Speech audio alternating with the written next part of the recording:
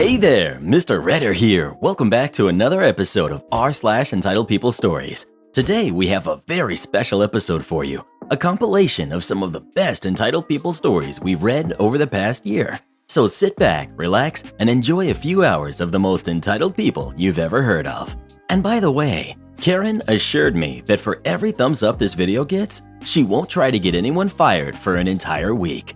So please smash that like button and subscribe and turn on notifications for new stories from Reddit every single day. Karen demands I just do my job, ends up getting arrested. So I used to work as a cashier in a supermarket. This story took place on my 4th day of work there and my 2nd day working at a cash on my own without a supervisor sitting next to me, teaching me the ropes. Yes, I only had 2 days of training. I'm sure most of you will figure out which country I live in from the following explanation. It will become relevant later. Supermarkets in my country are a zoo on a regular day. However, Thursdays and Fridays are absolute mayhem at the store and are a special kind of horrible. Fridays, the store closes 2 hours before sundown, as do most stores in this country. People go crazy on Fridays trying to get all their shopping done and get home in time to cook dinner. If you can avoid coming to the store on Friday, please do so at all costs. I always told people after this day. The reason Thursdays are horrible is because we get all the customers who don't want to come on Friday. Now this was early evening on a Thursday at a time when the store is absolutely jam-packed. We had 10 checkout lines open and everyone had at least 6 to 7 people in line. Basically, if you're stuck with a slow cashier, there's nowhere else to go unless you have 10 items or less. Everything is going well until I get a customer with 2 shopping carts full of items, mostly non-perishable items. And these are the large carts you will find around big stores in the US, like Walmart. I found out later he buys this for a community center in his neighborhood and he fills up their pantry twice a year. Nice guy. He greeted me very politely and then said the most dreaded words I could have heard that night. "This will be a delivery." Just a quick break from the story to explain why this was so dreaded, especially on a day like today. When we get a delivery, the cashier would call a helper from the store to help bag the groceries. Usually people do their own bagging. The bags would then be placed in plastic containers, and containers would then be placed on top of each other and taken to the back fridge until delivery. A regular delivery is usually between 3 to 5 crates. Each crate has a number, which then I have to input all of them into the computer, along with correct delivery address and phone number, and print out with the receipt and place copies in the crates. Even for a small delivery, this always takes extra time. Back to the story. This guy has 2 full carts and wants a delivery. I say, sure, no problem. Then I turn to everyone else in line and let them know that this is a delivery and it will take just a bit longer than usual, and I apologize for any delay this may cause. We always do this so customers will be aware of the delay and can move to another cash if they're in a hurry. This is when the whole line groans simultaneously. I don't blame them. There was nowhere else to go. I could see every one of them craning their necks to check out other lines, and they all decided to stay. So I started scanning as fast as I could. I'm pretty good with numbers, so even though it's my 4th day, I remember many of the codes and things are moving rather quickly. I get to a point where the bagger can't keep up with all the items, and the area to the left of me, where I place all the scanned items, is just a mountain of cans and bags of chips and whatnot. I can't even scan another item because they're all falling back onto my scale. At this point, I stop and ask if he wants help bagging. The customer and the bagger are both appreciative, and I help bag groceries for a few minutes, just enough to clear some space so I can continue scanning items. This happens every few minutes. It gets full, I stop to help, clear some space, and keep going. This is where the Karen comes into play. She's maybe early 40s, long brown hair, and looks nothing like a Karen, except for the way she was standing, with one hand on a hip that extended so far to the side, I wasn't sure how she's still standing. She's in my line, about 5 to 6 people in front of her still. This is the conversation that follows. Karen: "Hello? What are you doing?" Me, not answering, cause I didn't think she was talking to me. I keep scanning. Karen: "Excuse me? What kind of a cashier are you? Why aren't you doing your job? Stop being lazy and do your job," she screams at the top of her lungs. Me: "I'm sorry, ma'am. I'm just trying to..." Karen: "That's not your job. You are a cashier. Do your job. Do your job." I realize now, after reading so many Reddit stories, that this would have been a perfect chance for some malicious compliance. I'm sure some of you hope that I did just what Karen wanted. Too bad I didn't know about it then, or that it was only my 4th day on the job.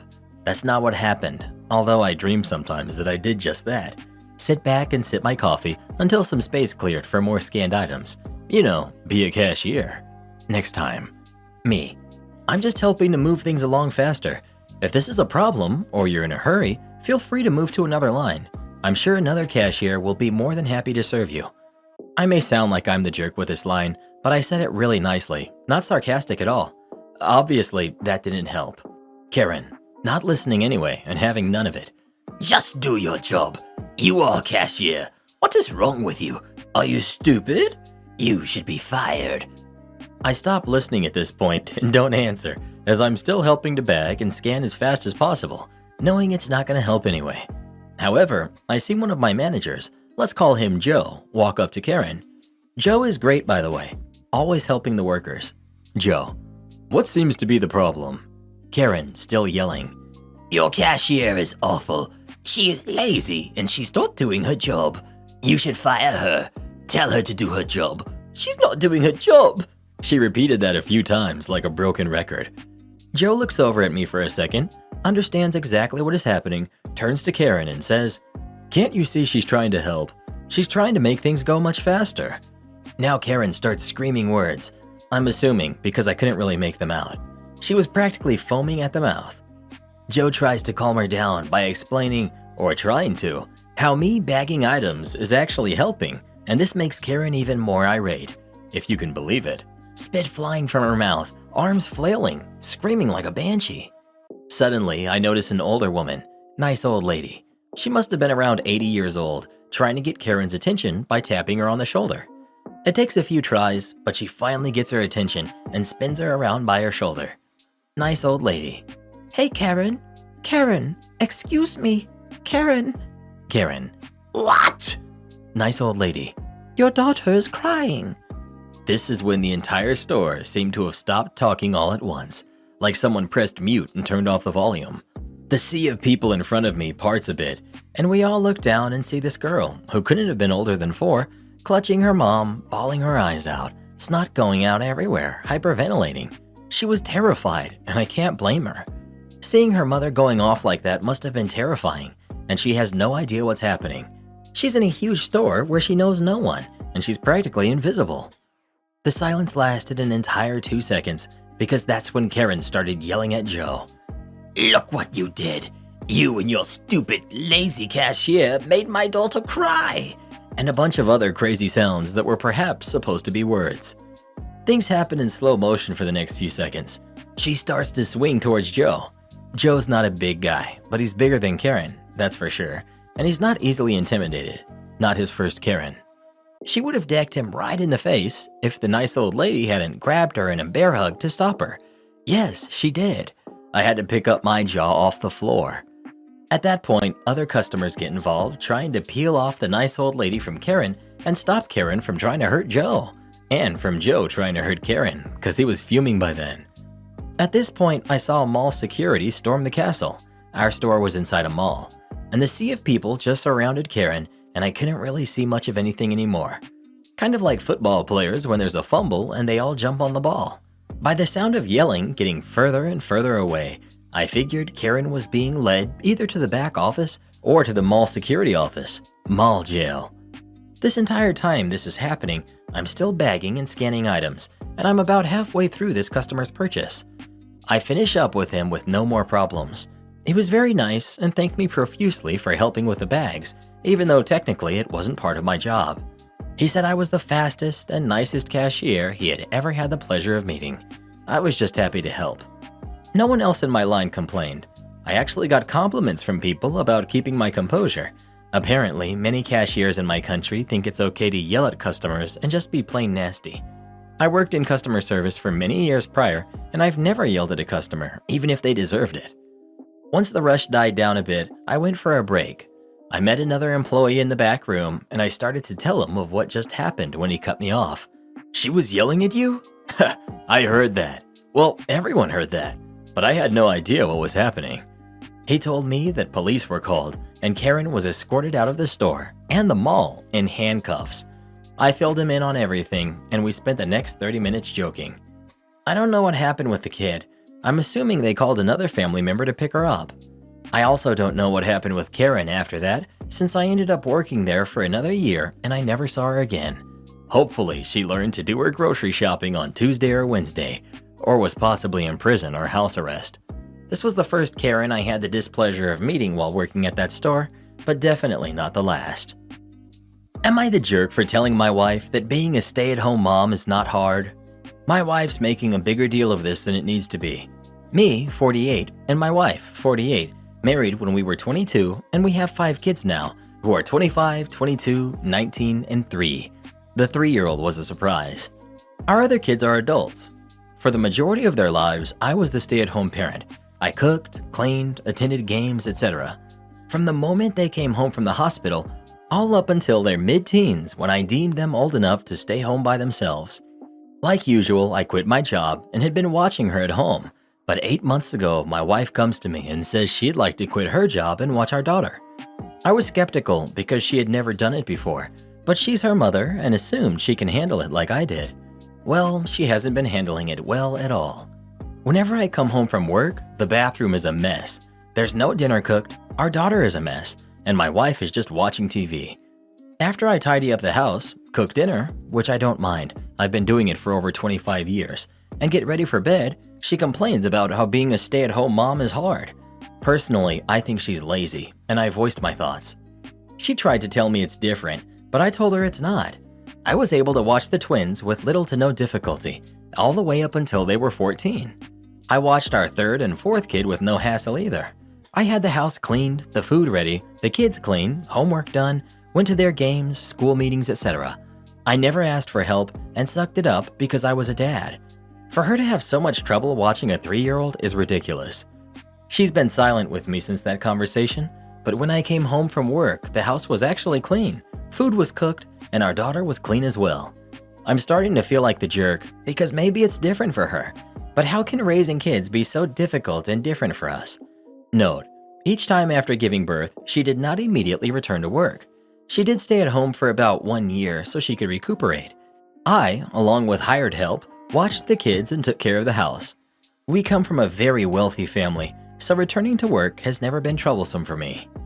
Edit. I want everyone to understand that I do love my wife, but she has not been able to take care of the house or our daughter. Being a stay-at-home parent means taking care of the house and the kids, and she does neither. My wife claims she's not depressed, but I can't allow for this to continue. I'll have to discuss with her if she would like to return to work or if she wants for both of us to be stay-at-home parents. We have the funds to retire early. I feel as if she may reject this, and if she does, I will put my foot down and hire help for her. She needs it more than she is willing to admit. Calling her out the way I did may have been harsh, and I will apologize for that, but it did seem to have an effect since she did take care of the house and our daughter. Update. Just got done discussing with my wife on why she hasn't been doing her part as a stay-at-home mom. We argued back and forth for a while, her saying that she still needs time to adjust. I'm shaming her, it's different from others. I brought up hiring help, and she quickly shot this down, becoming irritated that I suggested she needed help taking care of our home and our kid. It felt like we were going in circles. I eventually cut her off and began listing all the danger she's been putting our daughter in since becoming a stay-at-home mom, explaining how even though I went back to work, that I come back and have to clean up after her because she hasn't done her part, and told her I was sick of this. I apologized for calling her lazy, but she then broke down crying. My wife admits that being a stay-at-home mom was something she didn't think she'd be good at, but she desperately wanted to be here to raise our daughter because she wasn't there for our other kids. She said that when I was raising the kids, I made it seem so easy because everything was neat and the kids were happy and orderly. I told my wife that that's not true. You were always with us. We got out some picture books and I pointed out all the time she was with us, every trip we took, the games she tried her hardest to attend, taking time off work for holidays, bedtime stories, etc. She may not have been there for everything like I was, but me and the kids always saw her efforts. She even thought our kids held resentment towards her, but that couldn't be further from the truth. I asked her if she was possibly going through depression, but she assures me she's not. But we decided we should attend couples therapy along with some individual therapy for her. I asked if she enjoyed being with our daughter at home, and she admits that being able to spend all this time with her was refreshing and possibly the happiest she's ever been. She promised that she'll do her part and keep the house tidy to the best of her ability and will be more careful so that she doesn't put her in danger anymore. We sat down for a while and I gave my wife some ideas she and our daughter can do together while I'm at work. Go to the museum, aquarium, a picnic, etc. These were things I did with our kids, but I did tell her I was still going to hire someone to help her. She attempted to say no, but I shot her down. Being a stay-at-home mom is a lot harder for her than she realizes. I gave her all the pros that having a helper can give her. After a bit, my wife was more open to the idea. I'm glad we were able to get this out in the open. I'm still wondering if I should take some time off work before I hire someone to help my wife. That may possibly be more comfortable for her. I'll bring this up tomorrow. I'm going to plan something with our kids this weekend, possibly a barbecue. I want to tell the kids how my wife has been feeling. I know for a fact they love her, but I bet my wife would feel a lot better to see it come from them. I'm only going not the jerk here because unlike most posts I see like this, you've actually been a stay-at-home parent, so you know what it entails and have been able to do it. It sounds to me like you made it look easy, so she thought she wouldn't have to do much work at all. OP, you are absolutely not the jerk. Solutions have been offered and she's refusing them. That does not make you the jerk here. You are speaking from experience when you say it's not difficult because to you it wasn't. You did this until 8 months ago, so people saying, you did this 20 years ago, are 1, wrong, and 2, not even reading the whole thread before casting their judgment. Note to self, never post anything having to do with moms on this sub. Well, what do you think? Is OP the jerk here or not? Please let us know. Am I the jerk for walking out in the middle of my husband's birthday dinner? My husband, 30 male, and I, 27 female, have been together for 3 years and married for 5 months. Our relationship has been without any problems until the week before our wedding. My husband was very close friends with a woman, let's call her Ava, that he has known since they were sophomores in high school. I never had a problem with Ava, and I thought it was very obvious that she and my husband were just friends. I mean, she had a long-term boyfriend and all, so I felt no jealousy or anything. I actually got along with Ava pretty well. We all hung out together regularly. But then my husband dropped a bombshell on me the week before we got married. I remember he set me down and told me that Ava revealed to him that she had feelings for him and tried to convince him to not get married to me. She even broke up with her boyfriend of 6 years to prove that she was serious about my husband. My husband and I both agreed to cut her off. We uninvited her to our wedding and neither one of us have been in contact with her since. It was my husband's 30th birthday yesterday. He just wanted to have dinner with family and friends, so that's what we did. So we're all in a restaurant eating when all of a sudden Ava walks in. She walks to our table and says she didn't mean to intrude, that she was just getting dinner by herself and then saw us. She then wishes my husband a happy birthday. I expect her to leave, but then my husband asks if she wants to join us. I look at my husband like, what are you doing? I'm visibly uncomfortable and irritated. I stand up and tell Ava that she can have my seat, and then I walk out and get an Uber home because I want absolutely nothing to do with her. When my husband comes home almost 2 hours later, he immediately starts an argument with me. He tells me I overreacted and acted immaturely. I ask him why did he ask Ava to eat with us because I thought we were on the same page. He replies that was just being nice and he didn't think it would be a big deal because it's been a long time since he has seen her, so she probably doesn't have feelings for him anymore. And then he tells me that I ruined his birthday. I'm still upset about it all. I don't think I'm the one in the wrong. I mean, this woman literally tried to steal my partner. Am I the jerk? Not the jerk. It's been 5 months, not 5 years. Your husband is delusional if he thinks she's genuinely gotten over him and his behavior was appropriate. Honestly, I wouldn't care if it was 5 years. It's not like she told him 3 months into OP and husband dating. She told him the week before the wedding, with the hope husband would cancel the wedding or at least have doubts about the marriage. It was a decision, not an accident. Not the jerk. What a coincidence that Ava just happens to go to that same restaurant. I don't get your husband's logic here. He disinvited her to his wedding, but offers for her to sit down and have dinner when she wasn't invited? There's something off here. Not the jerk. I'd like to give hubby the benefit of the doubt and say he's just dumb to invite a woman that tried to talk him out of marrying you to sit at your table. Maybe he felt pressured because family and friends that knew her, but might not have known why she had been uninvited to the wedding, were present. However, he didn't stop you from walking out. He didn't try to go after you. He didn't call or text to check on you. He stayed out for 2 hours, and then he has the sheer audacity to come home and yell at you for your behavior. Then you add in the nearly unbelievable coincidence of her being in that restaurant alone. You know her pretty well. Was she the type of woman that would go out to eat all alone? Very few people feel comfortable doing such and would rather order take-home. You might want to reconsider your marriage.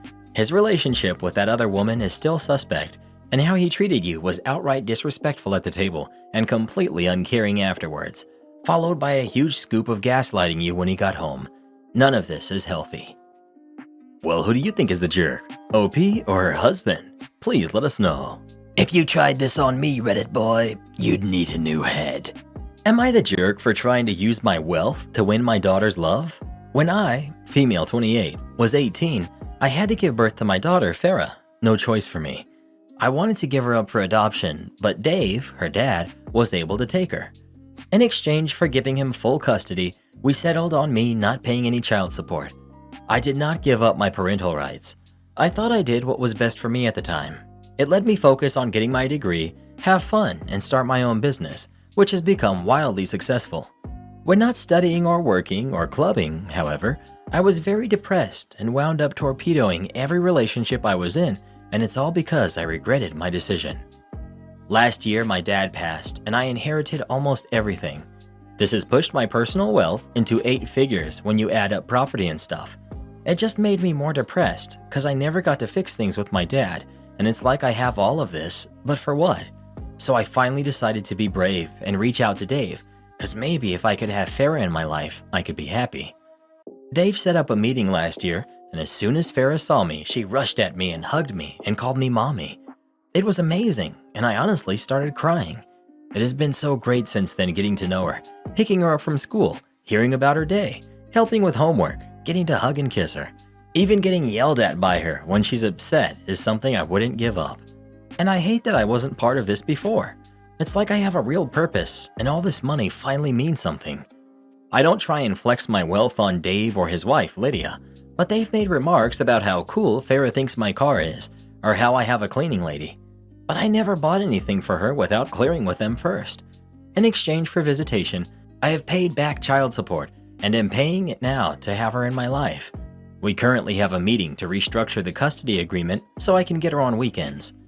Yesterday was Farah's birthday, and the party is on Saturday, but as a surprise, I got her one of those toy Jeeps that kids ride around the block in, and a full street hockey setup, and those are the first gifts I didn't clear. She loved those so much, but Dave and Lydia got upset, but I was like, if we're restructuring the custody, I shouldn't need approval to buy things anymore. Lydia pointed out how expensive it all was, and called me a jerk for using my money to win Farah's love, instead of putting in hard work like she has. What she said has been troubling me, and maybe I have been like that. So I'm here to get an anonymous judgment. I'm not sure how to judge this one, but OP, I'm gonna give you some advice. Tread very carefully. My father was MIA from 2 to 11, so he came back about the same time you did for your daughter. The moment he walked back in, he immediately thought he was a parent and that he had a right to discipline me, make decisions for me, set rules for me, etc. Even though my mom had full custody and he never paid child support. Sound familiar? His parenting style was the complete opposite of my mom's, and there was never an attempt to co-parent, and the way he went about things was horrible. Additionally, he held things above my head using monetary value, such as gifts I really wanted. He thought if he gave me whatever, he could buy my love, but there was always a stipulation. And if I didn't meet his standards, no matter the reason, he would just say it's an excuse and then rip things away from me. He knew what he was doing. I haven't talked to him in 2 years. My bottom line is, don't walk in and suddenly think you're a parent. Kindly, you're not. Use this as an opportunity to get to know your daughter, have fun with her, etc. Talk to her parents about how to proceed with the big stuff, and stop making decisions without consulting. You have one chance to do this right, OP. I don't think jerk is the right word, really, but I do completely see Dave and his wife's point of view.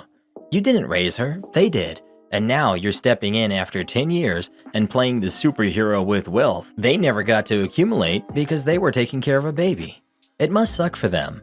Although it seems like you're doing everything right by back-paying child support, clearing gifts with them, etc. A classy move would be, next time, to have the big expensive birthday and Christmas gift be from all three parents, and each of you get her something small and affordable from you personally. I will also say that this girl is going to be a teenager very soon, and is going to start to establish a sense of who she is and where she came from. And with that, she's going to start to question who you are and where you were for 10 years. I would advise getting into family therapy with your ex and his wife, you and your daughter, to help her work through the next few years as she grapples with the perfectly normal abandonment and resentment issues that may come up. And good luck. Adding on something I learned as a step-parent. Being nice and being generous are great, but that's not what creates the deeper connection, the love and trust necessary for a real parental relationship. Limits, authenticity, and consequences create a closer bond. I remember the moment my stepkids switched from Dad's wife to our stepmother. The first time I lost my temper and raised my voice. Their eyes got big and round, and their behavior changed immediately. The older one climbed into my lap for the first time that evening and cuddled during TV time. It's when he started to come to me for help, and hurts, and excitement. Kids want the security of limits, which they can't yet build for themselves. All the expensive gifts can interfere with that. Kids know that those are relatively impersonal. Saying no with love and respect is far more effective. Am I the jerk for not wanting to pay my husband's siblings their share of the house? I know this title sounds completely terrible, but hear me out, and I'm not looking for legal advice. My husband and I are both 30. His father passed when he was young, and his mother passed a few years back, leaving the house, not paid off, to next of kin, which divided it between his two siblings, his sister, who's 26, and his brother, who's 27. When she passed, I was still in school. My husband brought up the idea a few months after she passed that we remodel the house when we had the money and make that our home for life. I agreed, and the siblings were fine with it. My husband had been paying the mortgage a few years before his mother passed and never making his siblings pay a dime. Even after I moved in, I never made them pay since we wanted them to be able to get on their feet, go through school, get adult jobs, and not feel burdened by money since my husband and I were planning on staying there long-term anyways, and we could afford it without them. When I graduated, I worked a lot and picked up a lot of overtime to pay my loans back in a year to be debt-free. We both saved up to pay for our wedding. After, I picked up a lot of overtime to stash for our remodel, as well as pay down the mortgage. The mortgage is finally almost paid off completely. The siblings are talking about moving out, and my husband and I are talking about trying for a baby. My husband then brought up how we are going to pay his siblings their share of the house, about $40,000 each, since it was left to all three of them. I told him I hadn't thought about it, and if we could pick up the conversation at a later date. I'm just so upset because I've been working so hard to be debt-free and save for our potential kids in retirement and maybe a vacation home in the future. And now thinking about shelling out another $80,000 when we never made them pay one time for anything makes me want to cry. So, am I the jerk for not wanting to pay them? Edit. Hi everyone, I agree. I am the jerk in this situation for what I want and know I'm an idiot. Was just feeling down on the situation I got myself into. Prior conversations did happen, legal things were just tough. Husband and I did the math, and they have saved more money not splitting the mortgage than they would have inherited had I not been in the picture at all. Say if I never moved in, never met, etc. I know that probably still doesn't seem right in your eyes since it is theirs, but they have now about $5,000 more than what they would have gotten if they were splitting mortgage payments. We are still currently working things out and arranging things because regardless of how I feel, I still know it's the right thing to do. No one is mad at anyone and no one has ill feelings. Everyone in the party understands certain things were done for certain reasons. No one feels cheated, and like I said, things were talked about today and we're coming up with an agreement. Thanks for the advice and comments. You're the jerk. Your husband should have refinanced the mortgage into his own name and paid out his siblings, i.e. bought the house, if the plan from the beginning was for it to be your house. You've known this whole time that the house ownership was split. Never ever put money into a home that you don't have full ownership of, without there being a clear and written plan for how that investment and any resulting equity will be handled. You need a lawyer to sort this out. You kicked the can down the road for too long on this, and it's your fault if that costs you money. Am I the jerk for refusing to help my sister financially after she refused to watch my kids for free? For some background, I, 45 female, am an immigrant. For personal reasons, me and my 3 kids, who are 12, 10, and 8, decided to move to the UK. While I was living here, I was lucky enough to obtain an excellent and well-paying job that's given me the opportunity to not only provide for me and my kids, but for my family back home as well. In other words, I live rather comfortably. It was just the 4 of us for the first couple of years until my youngest sister, who's 21, Zoe, decided to move to the UK for university. Since I was her only relative here, we decided it would be best if she moved in with me so she could focus on her education. She has not paid for anything since she got here. I didn't make her pay rent or even groceries. I gave her a weekly allowance since she doesn't have a job. I pay for the majority of her schooling. The rest are paid for by my parents. I had even given her my old car, which I still pay gas for, so that she wouldn't need to commute. Our parents do send her some money for other expenses besides university, but for the most part, I paid for everything. Now, our fight happened a few weeks ago, so I might have forgotten some details. I had a serious emergency at work and needed to leave ASAP. I would usually call my babysitter, but he wasn't available for that day, so I had no choice but to turn to Zoe. I begged her to watch them for at least 2 hours, but she declined, saying she didn't want to waste her weekend watching my kids. I was honestly frustrated, but was going to let it go until she said she'd babysit if I paid her. I couldn't stop myself from laughing in her face. I told her that she was selfish for asking me for money after everything I've done for her, and that she was a jerk for weaponizing my situation. She told me that I was being immature and that she had no obligation to help me. We got into a huge screaming match after that. It was so bad that it lasted for 2 days until I had enough and kicked her out. She's now living with a friend, and I'm now providing financial aid for university alone. We no longer have contact. I feel completely disrespected and used by her actions. Most of my family is on my side, except my dad and older sister. Though they don't agree with what she did, they think I'm overreacting for kicking her out. My sister also thinks that since I'm rich, it wouldn't have affected me if I just paid her, which is true, and that I'm letting her pride ruin my relationship with my sister. So, am I the jerk? My sister complains about her life, so I gave her a piece of my mind. To start this off, I'm going to give you some context as to why she did and why I didn't pity her. I, 28 female, have a sister, Caitlin, who is 1 year older than me. Growing up, we were dirt poor. Our family nailed almost every single Southern hillbilly idea on the head. We both did decently, but neither of us had ever considered college. Caitlin graduated high school first and got a full-time job immediately. She began to help with bills, but at some point began thinking about maybe going to school. I was having the same thoughts a year later when I graduated. Well, what we hadn't known was that when our great-grandma passed, she left my dad all that she had, which came up to a sum of a couple $1,000s that they decided to save for us. And because Kate began talking about maybe going to school, Mom began to save her bill money and add it to the sum of the money. Unfortunately, it still wasn't a lot, so our parents sat us down and explained that they had money for only one of us to go to school, and that they would have to think about who to give it to. I was prepared to fight for this chance because I realized that was my chance to better myself. I was ready to do whatever it took, but I didn't end up needing to because Kate gave up. I guess Caitlin realized she wouldn't be picked because I had better grades and was more well-liked, because Mom told me later that day that she had backed down and said to give it to me. So fast forward, I got my BSN and work as a travel nurse. I do very well for myself and live 2 hours away from my hometown. I went to visit my sister because she's pregnant with my nephew, and I missed her and brought some gifts. We had lunch and we were just chatting about what we were up to when she began to complain and whine that she was tired and asked if I didn't mind if she vented.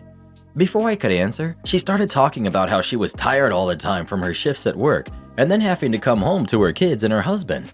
It sounded a lot like she was regretting her life, and after about 20 minutes, it was starting to get on my nerves. She would not stop or change topic. Finally, I lost it and told her that I wasn't here to listen to her complain and that she really shouldn't complain about the life she chose. I told Caitlin that if she didn't want to have to get married and have a low-paying job, and if she wanted to better herself, she should have fought harder to go to college instead of giving up before she even tried. It ended in her crying, which I felt horrible about, and then she went home without saying anything else. I tried apologizing for how I phrased it, but not for anything I actually said because it was true, but she won't accept it. Our parents have been giving me the cold shoulder, and I feel lost because they won't listen to my side of what I said. Am I the jerk here? You're the jerk. You're a nurse? I hope you show more compassion in your job than you do to your sister. You wrote that your parents are mad at you and won't listen to your side. What is your side? I just reread your post and I can't see it. Your sister seems like a generous soul who needed to vent. Nothing you reported that she said indicates she was blaming you for her situation. Do you always make everything about you? OP, have you ever thought that your sister might have backed down and surrendered college to you because she wanted her little sister to be able to go? Wanted her little sister to have a better shot at a good life because she already had a full-time job and it's easier for her to keep the job than letting you find one when she would go to college? Yes, you didn't ask for it. You were prepared to fight. Your sister probably knew how badly you wanted to go to college and let you have it. You're the jerk. You're the jerk. You clearly stated your sister got a job right away and helped with bills. You guys grew up dirt poor, and yet you don't have a single ounce of empathy for her situation. It's not a life she chose. People born in poverty get less chances. It's a fact. You got lucky, and it turned you into an entitled jerk, which is pathetic. You were given a chance that she was not, so you have no excuse to become a worse person. You're the jerk. Just reading your post, the tone you use, everything about it makes me rage. Before she gave up, you were ready to fight for tooth and nail? She knew you had a better chance of making it and stepped aside. She didn't do anything. You go to lunch with her, and she has to ask if it's okay to talk to you like a sister would? Then you get tired of listening to her for 20 minutes? You then proceed to tear into her. She wanted to confide in you, not get a lecture. You know why you are where you are today? Because you have an older sister that was willing to put her dreams away for you to have an opportunity. Sure, you worked hard to get to where you are, but Caitlin cleared the path for you. You owe her a huge apology for acting like an absolute jerk to her. You're not the jerk for saying the truth. You're the jerk because if you're just so much smarter and better than her, you easily could have phrased everything better in a more mature way. I feel for the clients you have been to. I guarantee that you are the reason for all these healthcare horror stories. Well, who do you think is the jerk? OP or her sister? Please let us know. Bruh! My creepy friend put a tracker on my phone. What should I do? I, 21 female, and my friend, 21 male, are home from college. We went to different high schools, but we were friends through clubs and extracurricular. We had a friend group senior year that we both hung out in. The friend group fell apart, but we stayed somewhat in touch and see each other a few times each summer for lunch to catch up. Anyways, we were on the phone about 2 weeks ago and made plans to chill, grab pizza and listen to music. We were Snapchatting old friends, and he snapped some of them back through my phone. I don't think much of handing my phone to him to reply. I mean, I've been friends with this guy for a while now, and we've hung out, so we're like decently close, I guess. The other day, he texted, joking about how I need a better sleep schedule since I was up till 4 a.m. I laughed it off and said, yeah, I was up till 6 a.m. studying. I asked him how he knew, and he just laughed it off and made a joke. I didn't think much of it because I know Instagram and Snap sometimes shows when you were last active on the app. Anyways, today, he texts me joking that I need to charge my phone. I was at 2% and was weirded out by how he knew that.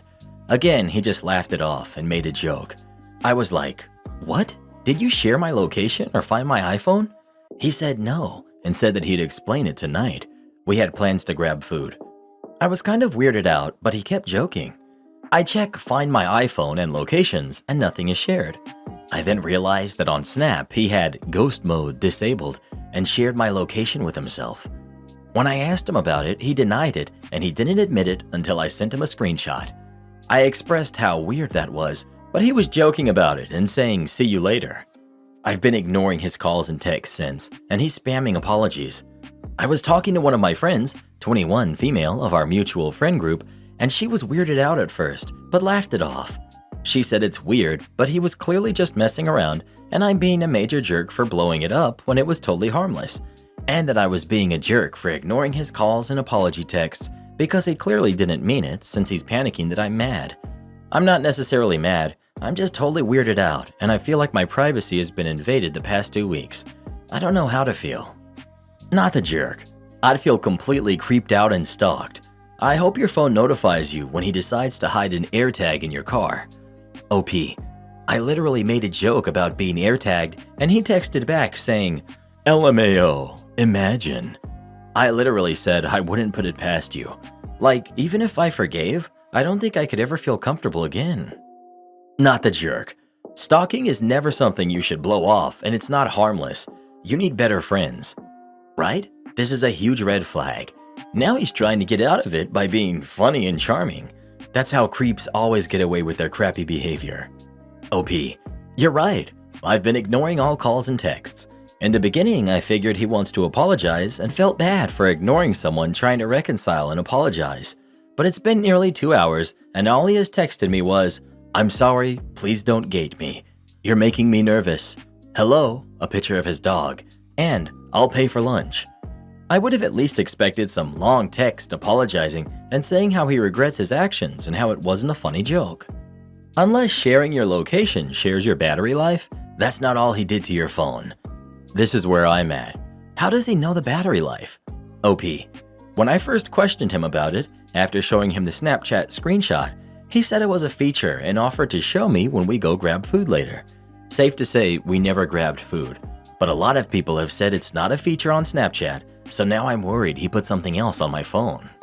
You know he wasn't planning to tell you, right? You weren't supposed to find out.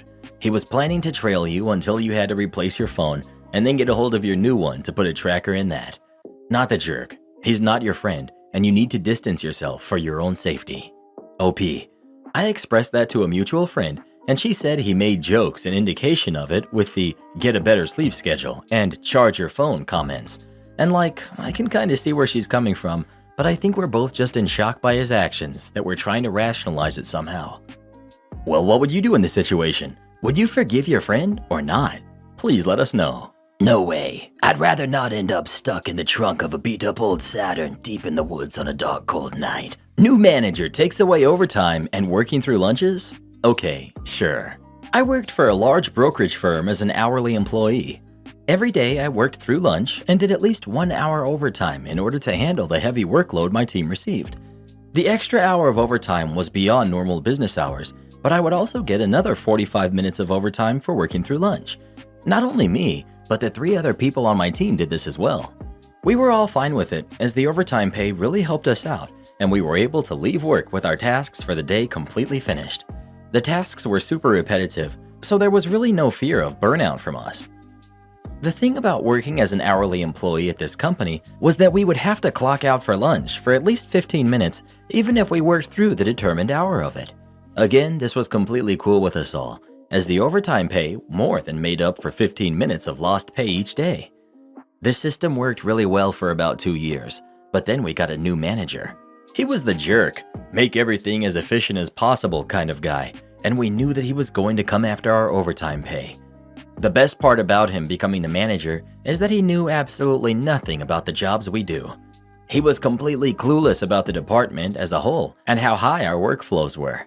3 weeks into this new manager starting, he calls a meeting for us all and says that no matter what, we should be taking an hour lunch every day and we should be doing no overtime. While it seemed like a nice thing for him to do to give us a break, he clearly was coming after our overtime pay. I had questions, such as how he expected everything to get done every day without the working through lunch and overtime we put in. His response was, "We hired you all for 40-hour weeks, so that is what you will work for. Anything more is practically stealing from the company." So there goes our overtime pay. From that day forward, I took the hour-long lunch and made sure to have at least one other teammate tag along. I also began leaving precisely on time every day once my time was completed, regardless of how much work still had to be done. As you may have guessed, things started to back up big time.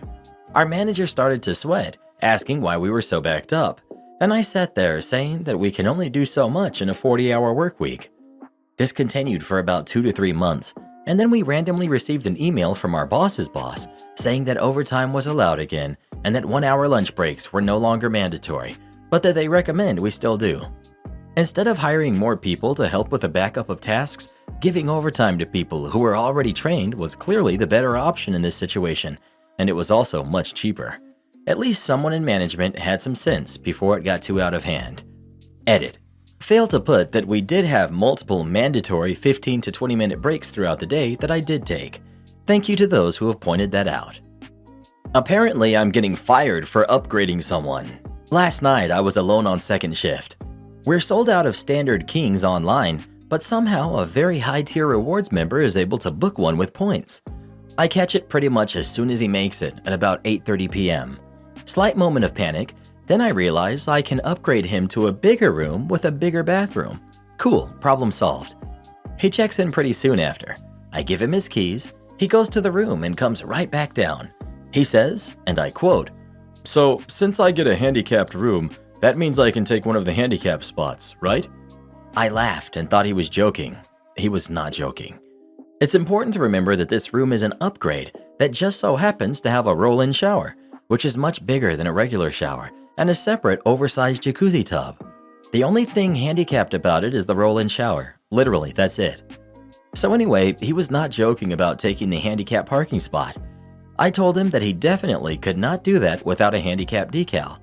I explained to him that we were sold out and that the room he originally booked we didn't have, so I gave him a bigger room. It's literally an upgrade.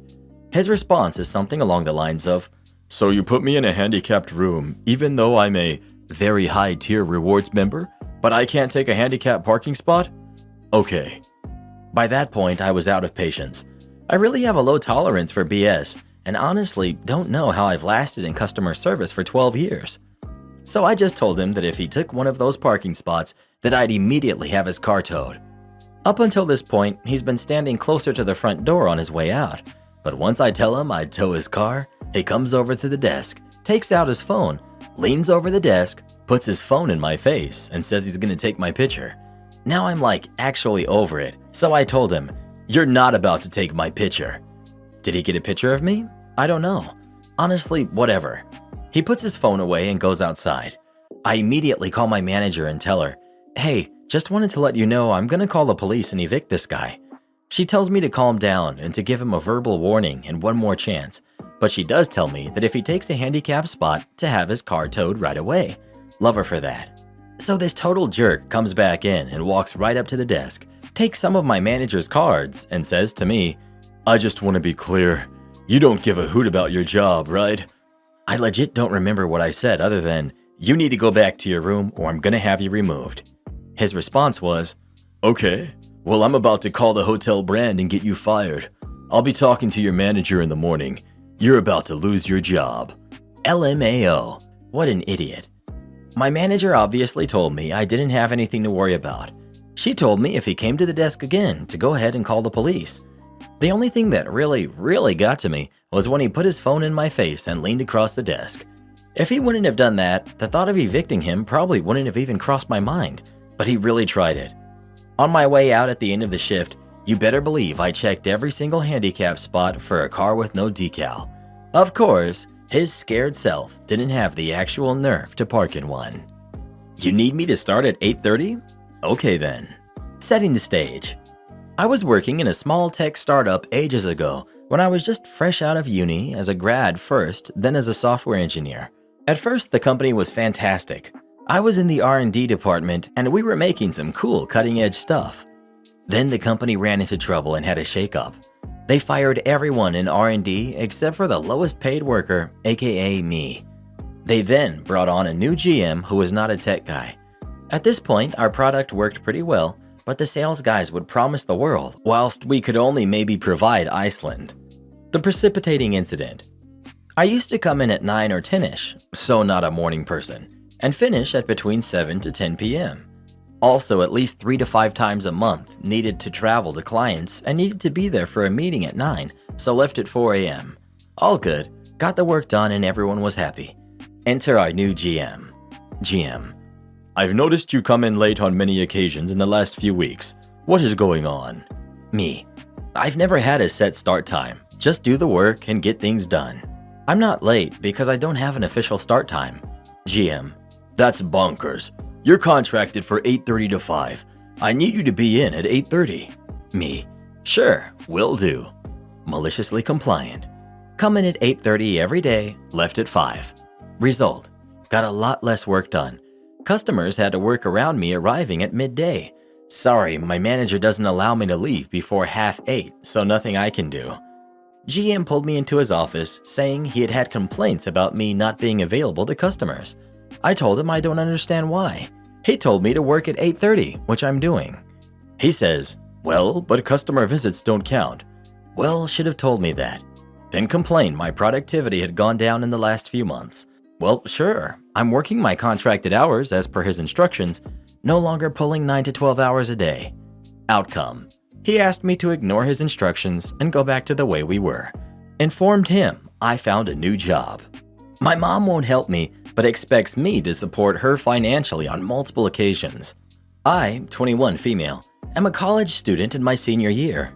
I was lucky enough to get 2 different jobs on campus, not entirely relevant, but it ties in.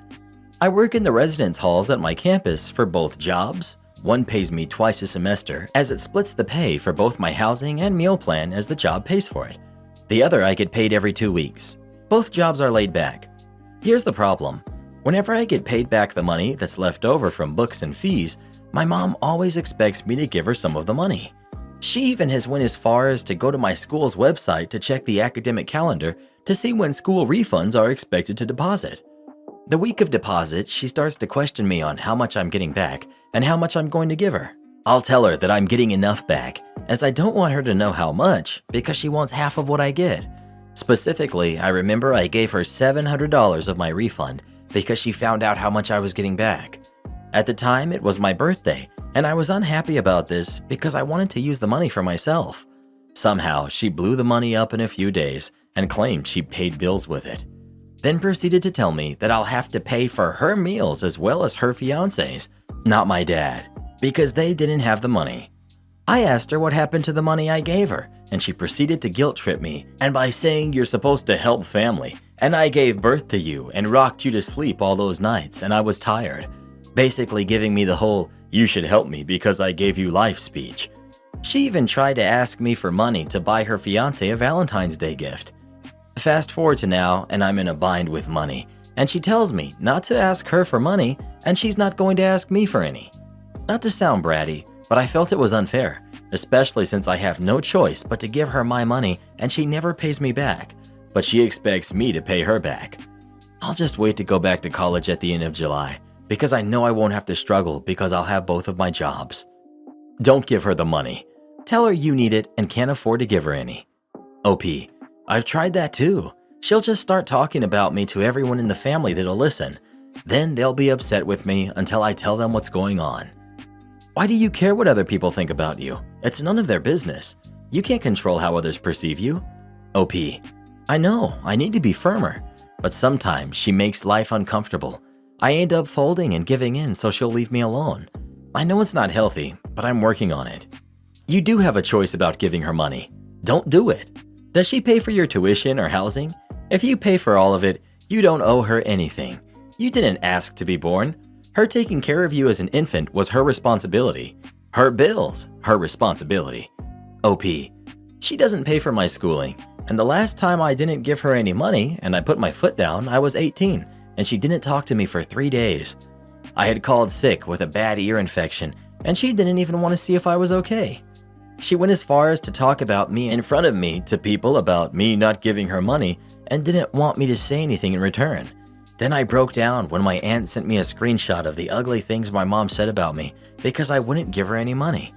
Then when I finally gave her the money, because I couldn't take it anymore of her acting like I wasn't there, she started talking to me again. Please cut contact with this monster. The entitlement of this woman is astounding. I went no contact with my parents after years of this kind of treatment and never looked back. Like, how hard is it to be a decent parent? For me, the final straw was when my dad refused to pay for my college just because I chose to major in literature. So now, thanks to my dad, I'm neck deep in student loans and I have a degree that's pretty much useless, so I can't even find a decent job. If that's not bad enough, I might be pregnant again, which won't end well for me like it did the previous times. Thanks, America.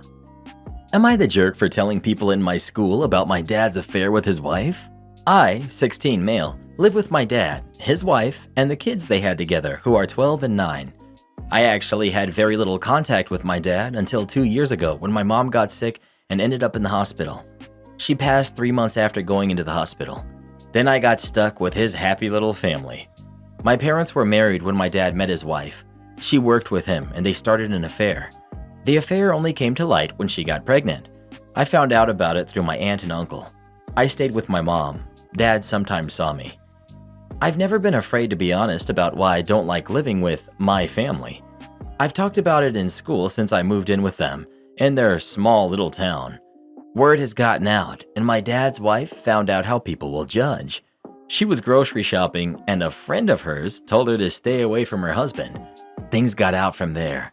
They also found out I mentioned how my parents' marriage only ended because my dad got his wife pregnant during the affair. Their kids never knew about this and found out via mean kids at school. They ended up confronting me over it, and I told them they were coming to the wrong person if they wanted an apology, because I don't give a hoot about their feelings or them being embarrassed. Dad told me I had a bad attitude. I told him he shouldn't expect me to celebrate their affair or their relationship. She then told me if my mom was a good wife and mother, my dad never would have strayed in the first place, and that I had the chance to have a family and was punishing them when it wasn't my place. I told her if she ever said anything negative about my mom again, then she would be happy to settle for embarrassment, because I would make sure everyone knew just how terrible she is to speak crap of her stepson's past mom when she had got with his father behind his mom's back and helped in the breakdown of his family. They still insist I should not be telling people about their personal business and making their lives harder by spreading gossip. Am I the jerk? Your dad doesn't get to have an affair without it affecting his kids and their mother. You can't cheat in a vacuum. Therefore, it is not private since his choices affect people who depend on him. This is a textbook example of play stupid games, win stupid prizes. Huge, not the jerk. You are grieving right now. I'm sorry your mom is gone, bro. Life will get better, but it takes time. Not the jerk. Bottom line, if you're embarrassed to tell the world what you're doing, then you probably shouldn't do it. They're embarrassed over their own actions. If it was such a great thing, why are they so ashamed to tell people? Because they know they're wrong. They're awful people, and I wouldn't care about their feelings either. People on here are being nice to you because you're young, but let's be honest here. What was the purpose of you telling people at school your family business? Everyone sucks here. They are right. You shouldn't be spreading gossip, and you're doing it out of anger, which I get, but people will use this info against you and your family. And they are crappy for what they did, and how the stepmom speaks to you is atrocious, but that doesn't mean that they don't have a point. Everyone sucks here. You're a jerk for indirectly causing issues for your half-siblings who are innocent in all of this. Your stepmom is a giant jerk. Well, what do you think? Is OP the jerk or not? Please let us know. This table must be hard to serve. VIP foretop in my section. The owner's dad, who actually owns a ton of reputable and lucrative restaurants. He figuratively signs my paychecks and probably my future paychecks too. I'm new at this place and the manager looks reluctant to give me the table. But it's a specific table and it's in my section, so manager and servers give me the lowdown. Very specific table, very specific wine and services, very specific special requests. You'll be fine, they all say through tight smiles before disappearing to watch the show from afar. I'd been serving for about a year, but not at this level, and never a VIP. But the one thing I did know was that being nervous would mess me up, somehow, somewhere, so I stayed calm and did my best. They were dry, as in didn't speak to me much, but that was fine too, because they were so specific with wine and service timing that it left little to talk about. I was dropping the appetizer when the dad boss man looked at me and said, "This table must be hard to serve." I wasn't sure how to respond because it was so candid and warm, but I wanted to keep it professional. So with absolute honey in my tone, I said, "Oh, of course it's important to me that everything is perfect for you, but I wouldn't say you're difficult. I trust my training, and I'm confident I can provide you with an exceptional experience." As I was speaking, I could see the twinkle emerging in his eye and the tiniest smile on his lips. His guests looked similarly amused. His response, "Oh, I meant the table itself, wedged into a corner like this. I don't know how you guys reach into this corner." He became one of my very favorite guests at that moment, despite how embarrassed I was. He requested me whenever he came in, and we never spoke of that awkward time I insinuated that he was a difficult guest when he was just criticizing his son's furnishings. We don't pay you to be 2 minutes late. I've worked at many retail chains, but have had many terrible bosses. Here's one story I think I can give up without any repercussions. At a small, specific retail store, 5 to 6 years ago at this point, I was confronted by my old boss on a specific event that I was late by 2 minutes. Previous day, he had asked me to come in on my day off.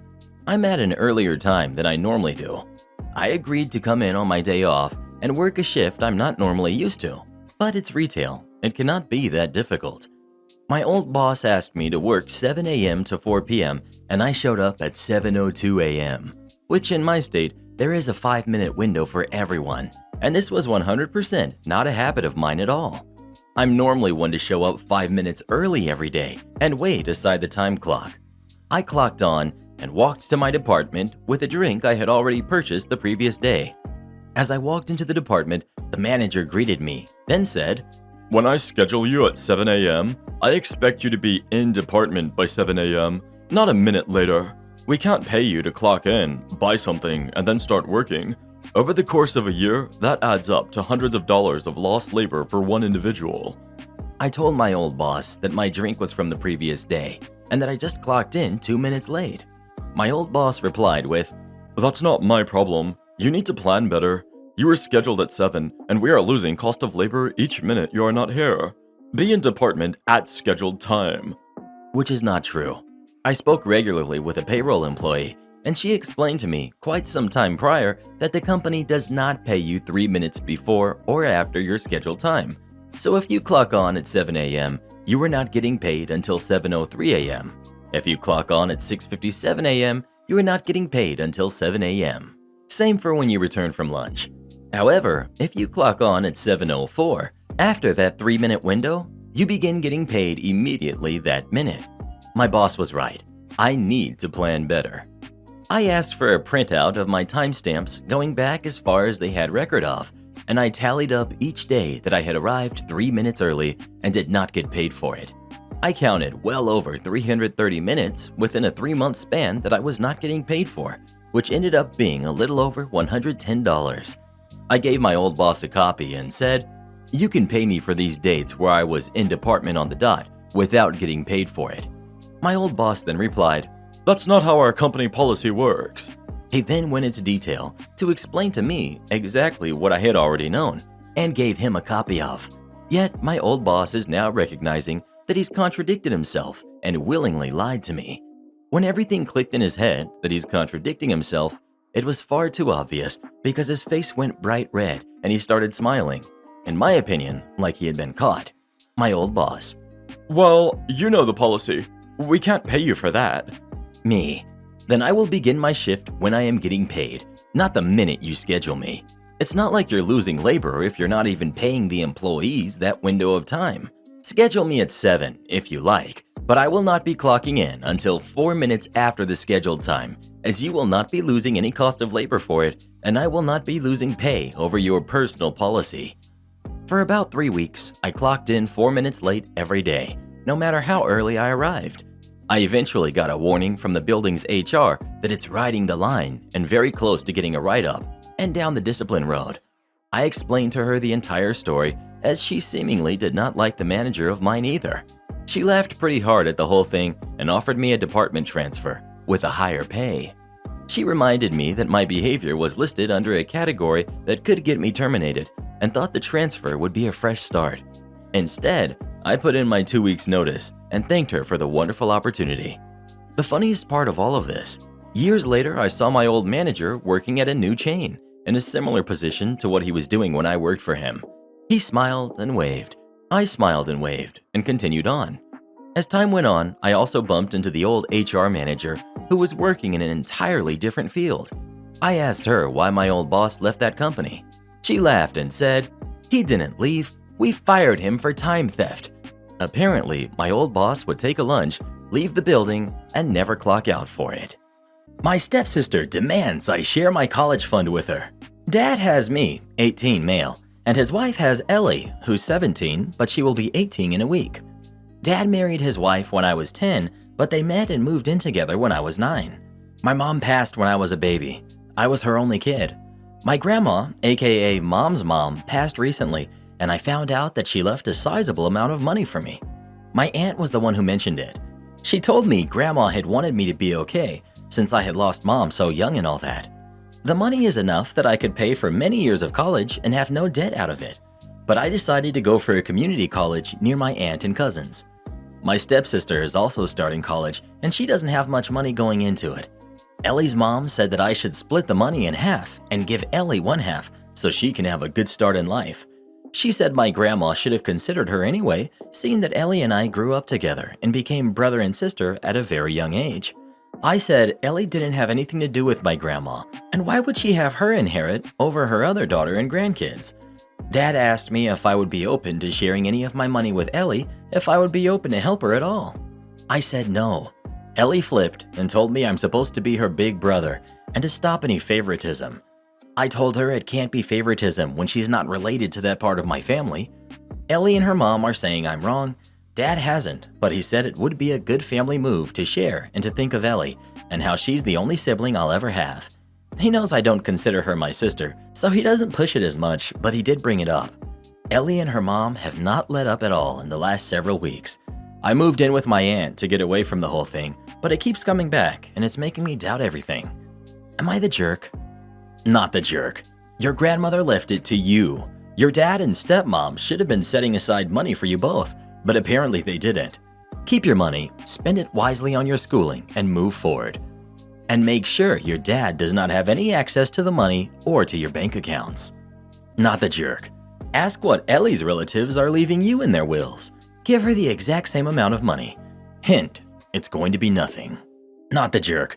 Your stepsister isn't entitled to the money, and your maternal grandmother obviously didn't consider her a granddaughter either. Otherwise, she would have left her something. If I were you, I would tell your father to make this clear to his wife and stepdaughter and not to interact with them until they understand that they are not entitled to your money and that it's unfair to keep confronting you about it. Well, what would you do in this situation? Would you share the inheritance with your stepsister or not? Please let us know. When will people stop trying to take money that has nothing to do with them? 7 p.m. meeting for parent convenience? You got it. As a school principal, one of my responsibilities is to solicit parents to join the Parent Advisory Council. In fact, it's written into law with specific regulations as to composition, frequency of meetings, etc. One of the requirements is that the meetings have to be held at a time convenient for parents. A decade or so ago, I was principal of a small rural high school that was in a town that served as the hub for a larger area. Most parents of the school worked in town but lived out in the countryside, some as much as an hour away. Because of this, the only way to get parents to attend meetings was to hold them right after school at 4 p.m. Parents were either done working themselves or could make arrangements to dip out a little early, attend the meeting, and get home at a decent time. Particularly in winter, this was important as it was pretty dark and snowy on the rural roads. Partway through the school year, the district hired a new superintendent who had oversight of the high schools. She had come from a large urban school district and didn't fully understand or appreciate how a rural school district worked. At our first meeting with all the principals, she asked each of us for a summary report of school operations, including parent meetings. I dutifully submitted mine as requested and forgot about it. A few weeks later, I got a call from superintendent. We chatted, got to know each other a little bit, and then got down to the reason for the call. I see from your report that you hold your parent meetings at 4 p.m., she said. Yeah, it's the best time so that everyone gets home at a decent hour, I said. A lot of people up here have really long drives, myself included. She took this to mean I had scheduled the meetings around my personal convenience. Well, when I was a principal, I always held them at night so more parents could attend. I think you need to start holding your meetings later. Well, I don't think parents will attend. No. The meetings have to be open to all parents and held at a time convenient to them, she insisted. I think you should start at 7 p.m. to make sure all parents have the opportunity to come. Now, in a big city school, this works fine as most families live within a short drive, but the boss is the boss. Cue malicious compliance. Okay, no problem. Say, why don't you attend the next one to introduce yourself to the parents? I offered. She immediately agreed, and I sent a calendar invitation for a month hence at 7 p.m. My school was located about a 90-minute drive north of the administrative offices where the superintendent worked, and she herself lived about an hour's drive south of it.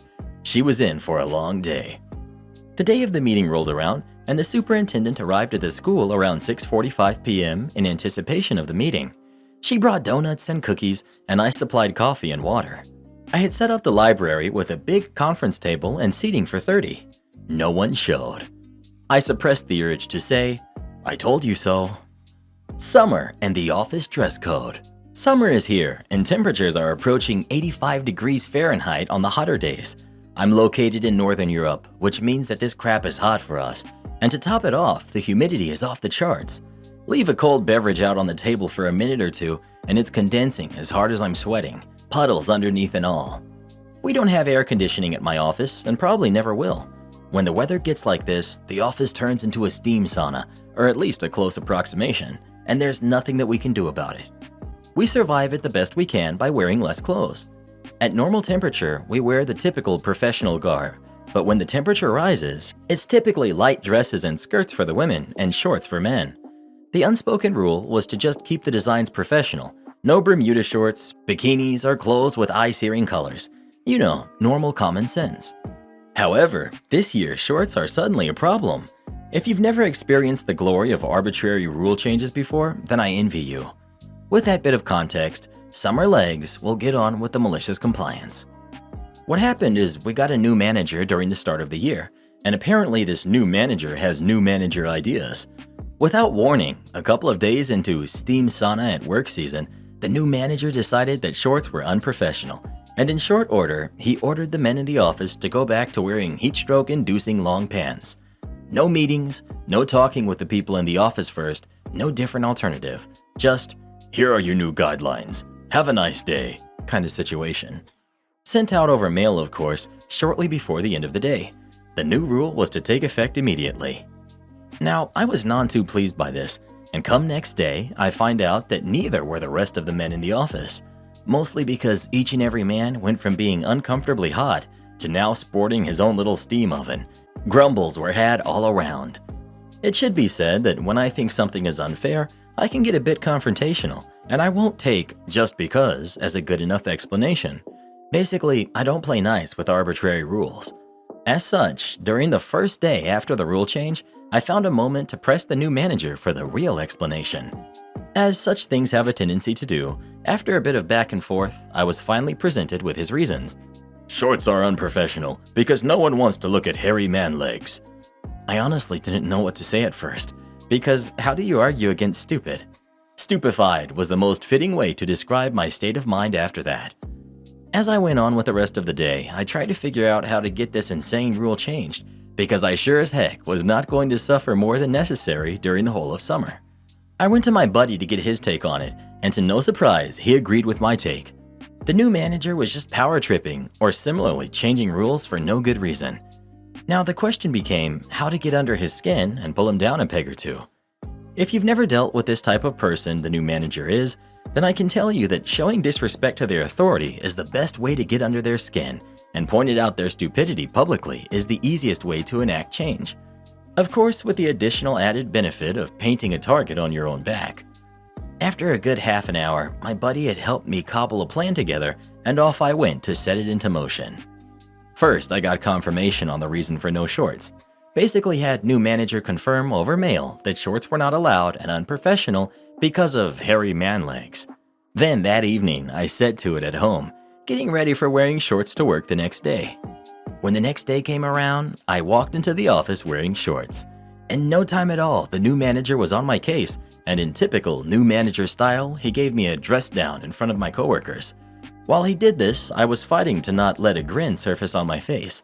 I think that humans are amazing in many different ways, one of which is that we don't always pay all that much attention to the details of mundane things, and as such can gloss over them with ease. But once your attention has been drawn to something, you basically can't ignore it or unsee it. After new manager was done stroking his ego, I broke. I could not hold in my smile any longer. With the biggest grin on my face, I pointed to my legs and said, "But I shaved my legs." I think that broke the new manager for a full 10 seconds. He just kind of stood there, taking it all in, really looking at my legs, then looking back and forth at them and my face a couple of times. You could see him trying really hard to make sense of what happened while my coworkers snickered in the gallery. After he kinda got his bearing again, I pointed out that the problem with shorts were hairy man legs, and as long as they were no longer hairy, shorts should be no problem. I wish I could tell you that it devolved into an epic meltdown. That new manager was such a jerk that he was immune to reason and would ignore his own previous statement about professional wearing shorts. That the power battle in the office devolved into a battle for who would get the other fired. That didn't happen. Instead, after a short while, still surrounded by the majority of the office staff, the new manager declared that men could go back to how it used to be.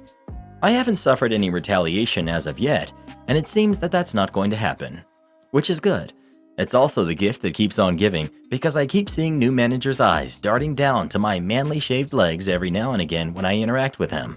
I find it absolutely hilarious, and I'm honestly considering keeping them shaved until it stops demanding his attention. I've acquired a new nickname in the office, which I guess is all in good fun. Many of my coworkers have taken it upon themselves to call me by Summer Legs. Am I the jerk for telling my wife it's her fault she didn't have fun in our wedding? I met my wife almost 2 years ago through some common friends. When I met her, she was heavily pregnant with her ex-boyfriend's kid, but her ex wanted nothing to do with her or the kid and dumped her. We got together a bit after she gave birth, and I loved her baby like my own. The kid has just turned 2.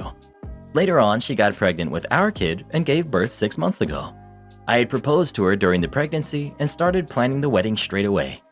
While planning the wedding, I made it clear how I'd like a kid-free wedding, but my wife was against it because she loves the vibes kids bring to weddings. She's also from the Balkans, so having kids at weddings is very important to her because weddings are usually family-oriented in her culture. We eventually came to a compromise and only allowed kids over the age of 10 to attend. She wanted to bring our kids as well, but I told her I'm against that because who's going to take care of them? She said our parents will help us out, and I told her I'm not going to ask my parents to babysit instead of having fun at my wedding. She said I'm being really unfair, not trying to find a solution with her, and how important it is for her to include our kids in the wedding. I told her she's the one who wants them there, so it's on her to find a solution. Her parents had said they'd help her out with the kids, but they ended up enjoying themselves during our wedding last weekend. My wife barely danced and got up at all because she was caring for the kids and running around them the entire time. She complained how everyone else enjoyed her wedding, but her as a bride didn't even get to dance more than twice. I told her it's her fault and she shouldn't bring the kids in the first place, especially the 2-year-old, because she was the one causing the most trouble during the wedding, running around the whole time. My parents also scolded her and told her that she's very entitled for expecting them to babysit the kids while they were having fun at their only son's wedding. My wife said we are all the jerks for not trying to see her point of view and how we all cared more about our own fun and comfort, and we tossed the bride to the side, and she feels nobody gave a hoot about her the entire time. Am I the jerk? Edit. A small disclaimer since people are asking. I'd only agree to hire a babysitter if my wife decided to leave the kids at home. I didn't want a babysitter at the wedding. The reason is that I didn't want a stranger at my wedding. My wife knew I wouldn't agree on a babysitter to attend the wedding so that they can watch the kids. She didn't find out last minute. She could communicate better with her friends and family to help her out if having the kids there were that important to her, and she also wanted to enjoy herself. Who was supposed to watch the kids if they hadn't attended the wedding? Couldn't you have arranged for that babysitter to watch the kids at the wedding? Why couldn't you have proposed a real compromise? You knew your solution wasn't going to be good enough. Your wife is right. You didn't care about her feelings. Did you propose because she got pregnant? Nothing you wrote actually implies to me you care about her in a meaningful way. You're the jerk. You didn't want a stranger at your wedding? You personally knew all of the staff there. I think you implemented this rule to make sure she didn't enjoy herself. And when the people who were taking care of your kids failed to do so, you just sat back and enjoyed yourself because you thought, serves her right. They're your kids too. Step up and be a parent. You, in several comments, revel in the fact that your wife had a bad time as punishment. That's messed up. You don't see her as equal. Her punishment was for not doing what you wanted in the exact manner you wanted it. You should not be trying to punish her. You said your parents don't see the 2-year-old as equal and you're cool with that. That's also messed up. That 2-year-old is going to need so much therapy for that. As someone who went through that, take it from me. If you allow your parents to think like this, your kids will see it and it will be a reflection of your thoughts too. Anyway, seriously, go seek therapy if you think it's natural to enjoy your spouse's sadness. That's textbook personality disorder. Well, who do you think is the jerk? OP or his wife? Please let us know. Am I the jerk for ignoring my boss and blocking his number on my vacation? My boyfriend, 29 male, and I, 26 female, are currently long distance. We take turns visiting each other. He came to see me after almost 2 months of not seeing each other, and we were finally ready to make plans. I requested to have 5 days off, which was approved with my job. I've worked there for 6 years now. It was after my shift, and I was heading out quickly. I had to pick up my boyfriend from the airport. I clocked out, and while I was saying bye, my new boss of 2 weeks stopped me, and he asked me if I could cover a shift. Since one of my coworkers had called in sick, we were short-staffed, and he needs me to stay for a couple hours more. I had a 10-hour shift. I was exhausted. I responded, "No, I'm sorry, but I'm unable to, and I can't stay late. I have covered it before, and I don't mind, but I had somewhere to be." I mentioned I was picking up someone at the airport. He told me they could take an Uber. My boyfriend wouldn't be happy with me if I did that to him. Also, he has no key to my apartment. No one else wanted to stay, and I was the third person he asked that had to say no. I said I was sorry. I just can't tonight. Another time. He called me a lousy worker and said I'm not a team player. I said, I guess I'm not a team player, and I walked past him. I called out that I'd see him in 5 days. While driving to the airport, I kept getting calls and texts from him. It got so bad that I had to pull over to turn off my phone. My boss wanted me to come back to work. I had to turn on my phone so my boyfriend could contact me. My phone was flooded with text messages, ding after ding. I think I got close up to 15 texts. I blocked his number. I was so happy to see my boyfriend, but I was getting emails from my boss constantly when I was supposed to be on my time off. I didn't respond to them. 1, he was asking me stuff that I didn't know the answer to. 2nd, even if I did, I'm not telling him. I don't know, I was starting to get petty. I still had fun with my boyfriend. When I went to work, my boss called me into his office. He blew up on me for being unprofessional, and he's still new to his job. I should have helped out or at least replied to his emails. If I responded to other people, I could have helped him. It's not my responsibility when it's my vacation time. I got my first write-up ever. Is there something I'm missing? Did I do something inherently wrong here? I'm actually considering reporting him. He's still new to his job. Am I the jerk? Edit. I'm Canadian. I live in BC. Update. I just sent an email to my HR with all the emails and call logs, and any other evidence I have. My job isn't like on-call, so I don't understand why he was bothering me. He's my age roughly. On a happier note, my boyfriend and I are planning to move in together soon. Not the jerk. Report that behavior, and I hope you kept the texts, emails, and call logs as proof. Many companies are very strict that you do not work off the clock. Even if it were paid time off, you didn't specify, but I wanted you to know it's even in that case. That behavior was harassment, and you should not have been retaliated against with a write-up. Not the jerk. What he did is unethical. He is a lousy boss with incredibly poor boundaries. Get yourself straight to HR and report him for harassing you on your vacation time. I would also formally request that time off be reallocated to you as you had to spend it worrying about your boss's reaction. In the US, what he did would be a violation of labor law because he wrote you up for essentially taking your earned vacation. That would be considered workplace retaliation. You really do need to report him. I guarantee you're not the only one he's doing this to, and it will only get worse. Am I the jerk for wearing the same color as the bride as a wedding harpist and not changing? So I, female 18, was asked to play the harp at a friend of my father's wedding. Normally, I would ask for payment beforehand, but since it was for a family friend, they asked if they could just pay me at the reception, and I told them yes. The dates worked out for me, and it was set in a church about 1 hour from my house. I showed the dress I planned to wear to the bride when we went over the music she wanted and at the rehearsal, but only on a hanger. It looks like it would be ugly on a hanger, as it's just navy blue with long sleeves and floor length, but it's surprisingly pretty. I got to the venue about 4 hours early, so my harp would have time to acclimate to the room. When I got there, the bride's mother came to give me my corsage, and when she saw me, she demanded I change my dress. I laughed because I've known her for years, and then realized she wasn't joking. I asked what was wrong with it, and she said that the bride went with a non-traditional dress that was also navy blue. I panicked a little because this is her wedding, and I felt really bad, but she and her groom had approved it twice. I told the mother, and she asked if I had any other color I could change into. I don't bring extra dresses unless my dress somehow doesn't get approved beforehand, so I didn't. She then told me to go to the bridal shop 20 minutes away and buy a new dress. I refused because those dresses would cost about what I was getting paid for this wedding, and I told her I couldn't afford it. I felt bad, but she begrudgingly walked away. The actual wedding went smoothly, and after everyone else had left the church and congratulated the bride, I stopped to talk to her. I explained what her mother-in-law said, and she said that it was fine and that they weren't thinking when they approved my dress. At the reception, when I talked to her mother-in-law about payment, she refused to pay me. I didn't want to cause a scene, but the bride came over and heard us talking. This time, she was also upset with me and also refused to pay me. I didn't know what to do. As my parents were busy and couldn't attend this wedding, I didn't have anyone there to back me up.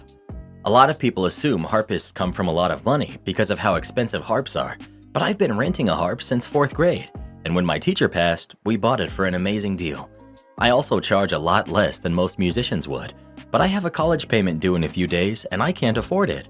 I got my parents involved when I got home, and my dad talked to his friend, the father of the groom, who was there when they approved the dress, and he got the payment to me. I still feel really bad, but I don't think there was anything I could have done. Should I have just gone ahead and bought a new dress? Am I the jerk? Girl, no. They just wanted to stiff you. You did everything you were supposed to. In the future, invoice clients and keep electronic records in case things escalate in ways you cannot mitigate via fatherly intervention. Yes, as a professional musician, I advise you to always get a signed contract that specifies a deposit to be made at the time of signing, usually 50%, and specifies the remaining balance is paid at the beginning of the event, not after, even for friends and family. Not the jerk. You had it approved twice and the bride was okay with it. Glad your parents backed you and you got paid. Am I the jerk for forcing my boyfriend to eat spicy and gross food? I, 23 female, decided to introduce my boyfriend, 26 male, to my parents over dinner. My boyfriend is by no means a picky eater. He's eaten snails, intestines, chicken feet, etc. previously. He also has a spice tolerance that rivals mine. He can eat 3 times buldak without breaking a sweat and even eats ghost pepper noodles for fun. I tell my mom she doesn't have to make it less spicier for my boyfriend, or less westernized, which means no animal organs, no animal brains, no eyes, less spices, more palatable to a picky eater basically. We all start eating, except for my boyfriend, who's picking at his food. My mom serves him the best pieces of fish and chicken. Instead of eating it, he just picks off the flesh from the bones, discards the bones, and pats the oil off of the fish. I don't get why he's just playing with the food, because my dad is obviously getting a bit ticked off when my boyfriend hasn't taken a single bite of the food except for the rice, 10 minutes into the meal. I picked up the chicken from his plate and fed it to him. He made a gagging sound. Over Malabari chicken stew. He's getting on my last nerve by now, so I whisper in his ear that he has to start eating the food or else he's sleeping on the couch tonight. He finally starts eating, obviously unwilling, but he's still eating nonetheless. He tries out everything, gags a couple of times, leaves a lot on his plate still, and then announces he's done with the meal. I tell my parents that he has gastric issues, but we didn't want to upset them by not coming today. They nodded, fairly sure they knew it was just an excuse, but they didn't press the issue and just told my boyfriend to have a good night. We took the cue and left, and almost immediately got into an argument in the car. I asked him what he was doing after my mom made such a great meal for him. He asked me why I forced him to eat all that gross and overtly spicy food. He asked me if I was trying to hurt him. I was taken aback. He told me it doesn't matter what he normally eats. I forced him to eat things against his will on the pretense of manners, and that I needed to change that. I don't know if I should apologize to him because I don't know who's in the wrong here. Am I the jerk? Edit. In response to people asking for more context, when I met his parents, I tried out foods that I would normally not be okay with, including snails. I'm not a fan of escargot, and I hate the texture of it. I don't like eating rabbit, frogs, etc., but I still ate it, and complimented his mom's cooking because I knew it was important to gain their approval. He even coached me on ways to eat the food and lectured me on my manners during dinners with his family. If I refused servings of food I thought I couldn't handle, he would observe his parents' expressions to see if they weren't pleased. If they weren't, he would lightly tap me on my back or tap on my hand. I would eat the food if he did that. I expected the same or similar manners from him. This is also part of the reason why I got so mad. I tried my best to appeal to his parents and even tried out strange foods to me, but he didn't take a single bite of any of the dishes and instead played around with it. I would get it if he tried the dishes and decided he didn't like it, but he didn't even touch the food. At the end, he tried small bites of each side dish, which is all I asked for in the first place. This was my boyfriend's first meeting with my parents. It was important to make a good impression on them in case our relationship gets more serious, but instead, he was acting like a kid the whole time. Edit. I asked my boyfriend why he was gagging and if he was feeling discomfort because of the food or because of the situation. He told me that he was afraid of how unhygienic the food was. Asked him why he thought it was unhygienic. He won't give me a straight answer and is just deflecting. I asked him if it was because my parents were South Indian and not North Indian. He didn't say yes or no. He just yelled at me and asked me how dare I try to paint him like that. I don't care at this point. I've mentally turned myself off. Thank you to all the commenters who have shared your insight, and I understand it was inappropriate for me to force feed him. I see that I'm partly the jerk here. I will not be arguing or responding to any more comments unless they are info queries.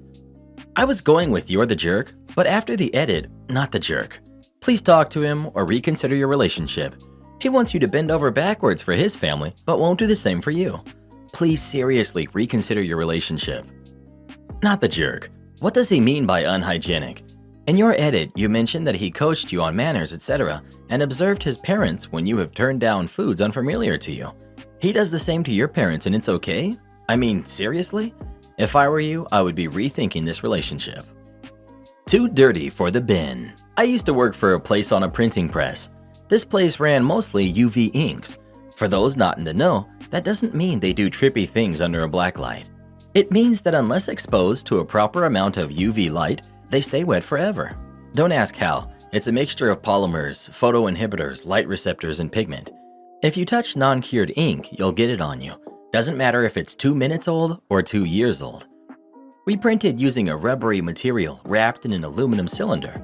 UV ink is semi-caustic, so it will slowly eat away at rubber materials like printing plates.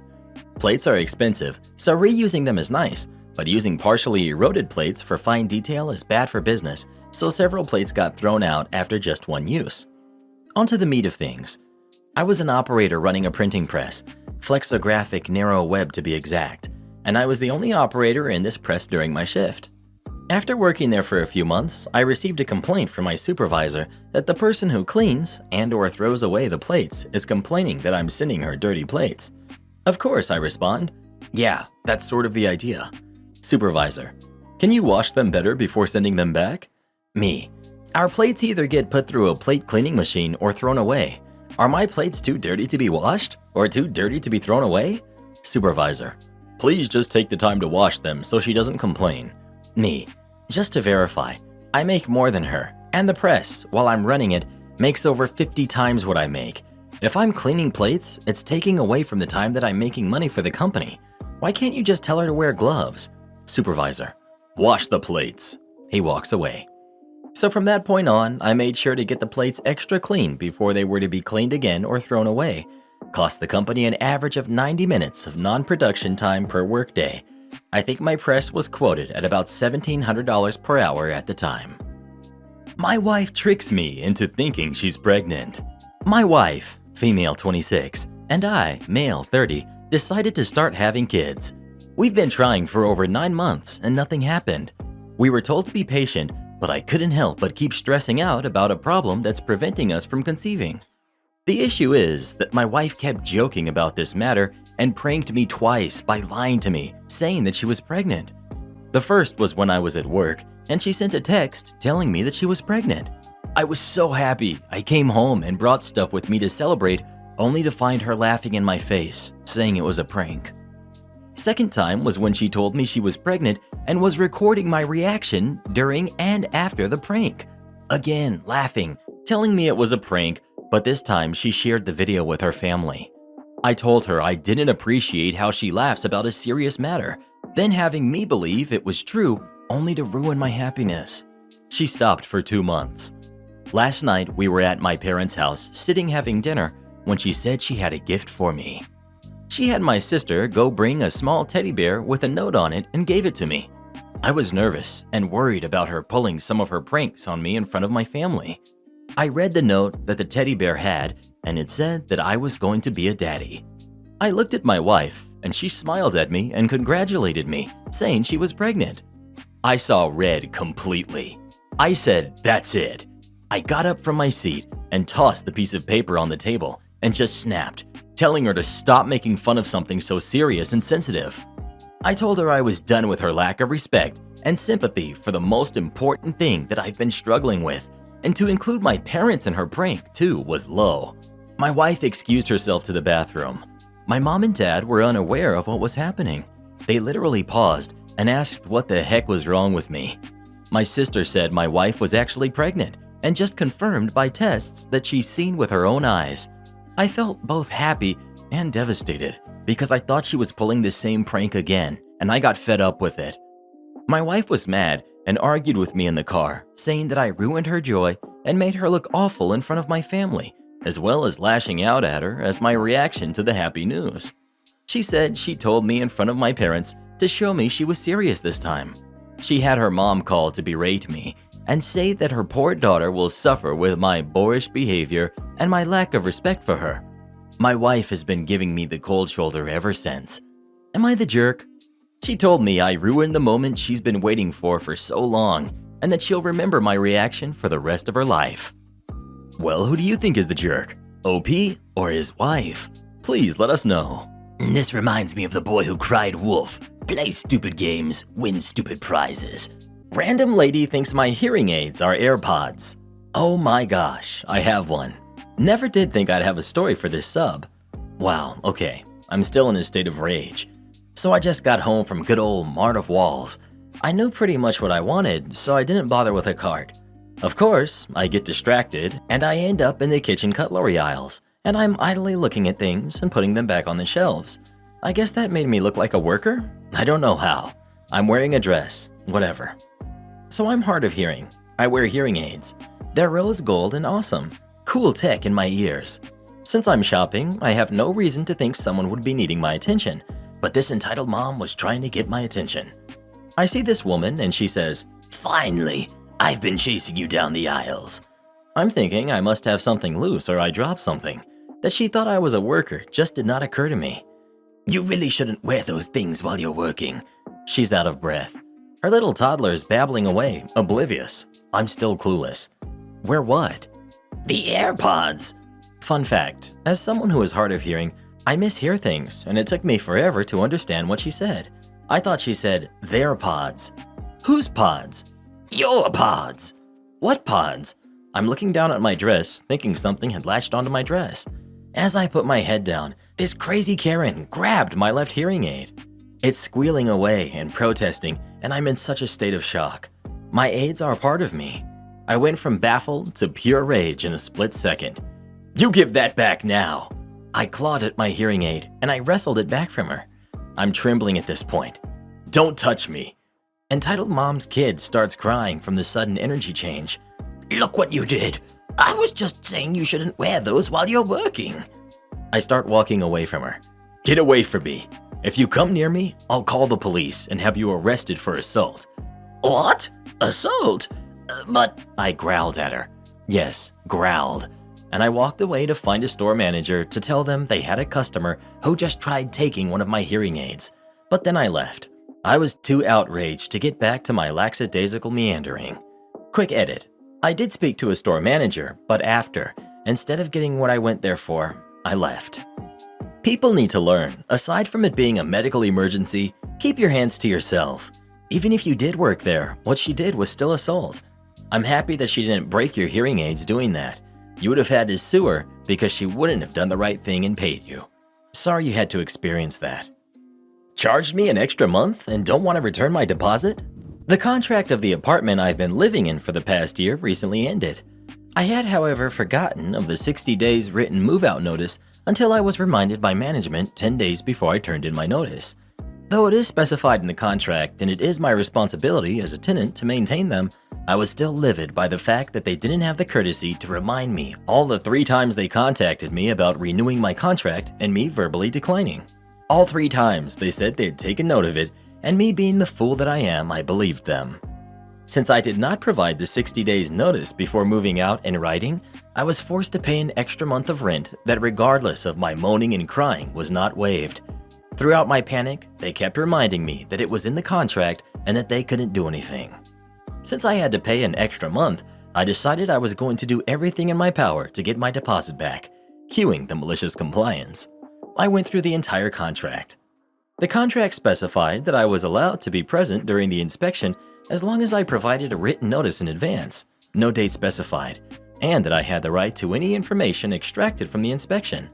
The contract also specified that the apartment has to be left in the same condition it was received, and that I was responsible for any cleaning fees from services they'd have to use. Before I actually start the juicy part of the story, I have to mention that I took detailed pictures and videos of the apartment when I moved in. Unfortunately, mine was incredibly dirty, even food in the carpets. I requested it to be cleaned, but they never came by and did anything, so I took care of it since I'm terrified of confrontation. But I still saved and recorded everything that was not okay, regardless of how mild it was. The day I read the contract, I emailed them requesting to be present during the inspection and that I wanted a copy of everything obtained from that inspection to compare with my notes. They didn't respond that day, so I took it upon myself to email them every day for the next 4 days until they got back to me with the following reply. Per the rental agreement move-out inspection, you may be present at move-out inspection if you notify us in advance in writing of your request. OP, you turned your keys into the drop box on 5/30/22 and never requested a walkthrough. The walkthrough inspection was already completed this morning. So I obviously forwarded all my previous emails asking if those were not considered in writing. Then they offered to redo the inspection with me present, but I was out of town, so I requested all the data they obtained from it instead, to which they agreed. To this day, I have not received anything from the inspection, but I did find out that they didn't actually do it until 3 days after they started. They did on that email via the bill they sent charging me cleaning fees and no deposit back. I was like, okay, since you're not going to send me what I asked for, I'm going to send you what I have. I highlighted the part where they lied to me about the inspection date, attached pictures of how I received the apartment compared to how I left it, very clean, and I made sure to include their timestamps. Advised that per the contract, there is no reason for them to charge me cleaning fees since it was in better condition than received. I also demanded my deposit back and sent them receipts of all products I used to clean the apartment, including a new vacuum, so they could refund me at their earliest convenience or I'd contact corporate directly.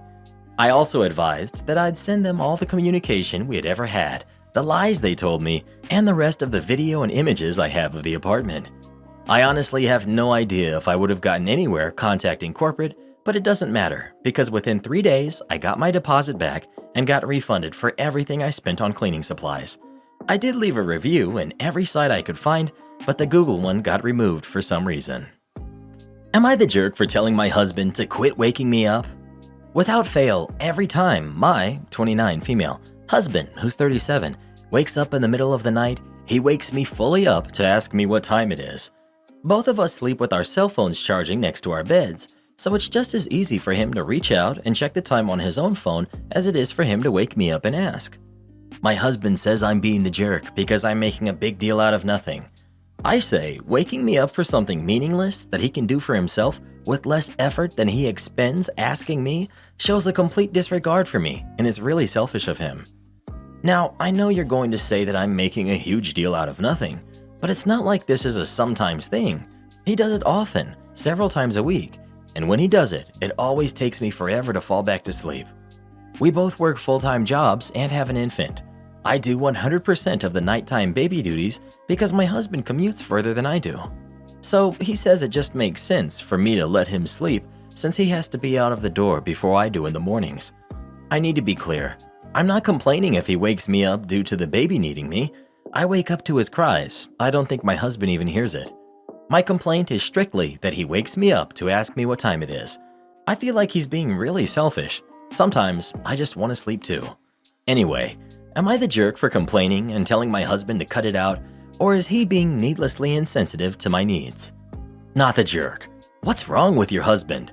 You are completely correct. This is inconsiderate and selfish of him to wake you up to ask you each time, and it's poor parenting and marital behavior to dump all the nighttime parenting on you. Is he this selfish in other aspects of your lives? Not the jerk. But just stop responding and let him think you're asleep, or just tell him to look at the phone. If you keep telling him the time when he wakes you up, even if you've asked him not to, he doesn't have to change his behavior. OP. I have started saying, well, what does your phone say? And then he moves to the couch because of my attitude. Win-win for both of us. Well, who do you think is the jerk? OP or her husband? Please let us know. This dude really wakes you up just to ask you what time it is? Bruh. You can't read on duty. Worked as a front office staffer, basically a secretary, back in the tens recession. I was wildly overqualified at the time, but it was a hard job market and I needed to do things like eat and live somewhere. I worked on a staff of 4 other office workers with wildly different work pace styles. One did absolutely nothing except talk to his family on the phone 4 to 5 times a day. One watched ESPN with an earbud in, one managed and cultivated his social media presence for his daughter, and one was never there because she was always getting something from the supply closet or picking up lunch. So basically, I was youngish and naive and wanted to do an excellent job, so I picked up all the slack and did all of the work, and quickly too. I would always answer the phone on the first ring, reorganize the way we sent out calendar meetings, assemble read-aheads and skimmed them so I could give bulleted summaries, and just generally made myself indispensable. Given that I worked hard, was well known as the only competent one, I thought, like some sort of fool, no one would care if I had a book to read under my desk between taking calls, scheduling appointments, or just being a general customer service desk. If no one was talking to me, my job basically was in a holding pattern. Everyone was messing around. I watched the man next to me build a new Acura on the website about 10 times a day. I was wrong. The first time I opened my book, I got snide comments. The second time, one of the guys hustled over to moan at me that I could never ever read on the job, that it made me look lazy. Side-eye sports statistics fantasy league card in full view. I tried to explain that when no one was in the office but us, I thought I could just read quietly, and that if anyone called or came in, I would immediately stop and help them. We didn't have cameras in our office or anything watching us, but that didn't matter. I was chastised. You should always look busy, even if no one is here to see it. So I did. I went online, found about 24 free PDF books, mostly classics, and emailed them to myself. I sat there and read through books all day on Adobe Reader and was commended for my intense focus and dedication because no one ever saw me clicking around a website. Well, you did tell me to always look busy. Edited to add the malice. In the end, I basically stopped doing a huge chunk of my job because I was now absorbed in my book. I wouldn't answer the phone right away, wouldn't see emails come in. Basically, got put down into a much less stellar service role, at least when helping them. Always on the money when the boss came around though. Am I the jerk for laughing at / embarrassing my brother-in-law in front of the entire family? Okay, my family and in-laws are pretty split about this whole thing, so Hub suggested this place to see what outsiders thought.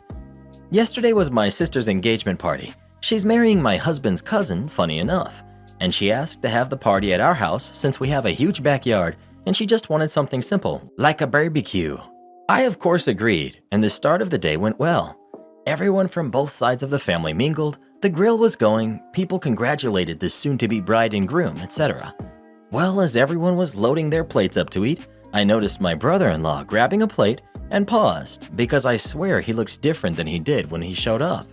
I couldn't pin why at first, but when he sat down at the table, his mom / my mother-in-law asked him if he had trimmed his beard. That's what it was, his beard, which had been sort of bushy when he had arrived earlier, was now trimmed down and neat. That's when he looked at me and said he had hoped I didn't mind, but he used the trimmer we had in the bathroom to freshen himself up. I was confused because my trimmer and my husband's were both in our connected bathroom, which was off-limit to guests. But then it hit me. He'd used the cat trimmer I keep in the downstairs bathroom, the one I used to trim my 4 very fluffy cats' hair and shave off dingleberries to keep them clean. I must have looked just as shocked as I felt because Hubs was asking what was wrong and I ignored him and asked brother-in-law if he had used the small white trimmer that had been in the back of our bottom drawer in the bathroom cabinet. Brother-in-law flushed a little at being outed for going through our cabinets, I guess, and huffed but confirmed, "Yes, that one." And y'all, I lost it. I laughed so hard I thought I might choke. Even typing this out now is hard, cause just remembering it is making me laugh again. Brother-in-law got upset and asked what was so funny, and without thinking I just blurted out what that trimmer is used for.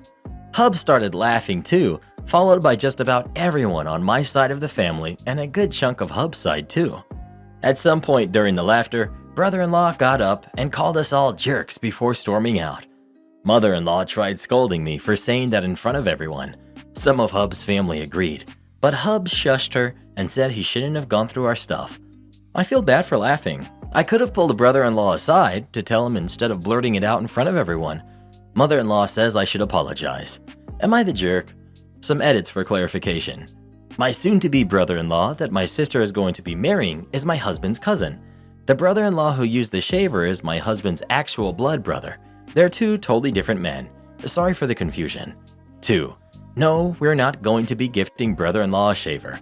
That's funny as a joke, but not to actually do. 3. Brother-in-law did clean up the mess after himself, save for a few bits that got on the floor. 4. And I've decided to call him tomorrow so we can talk. Final edit.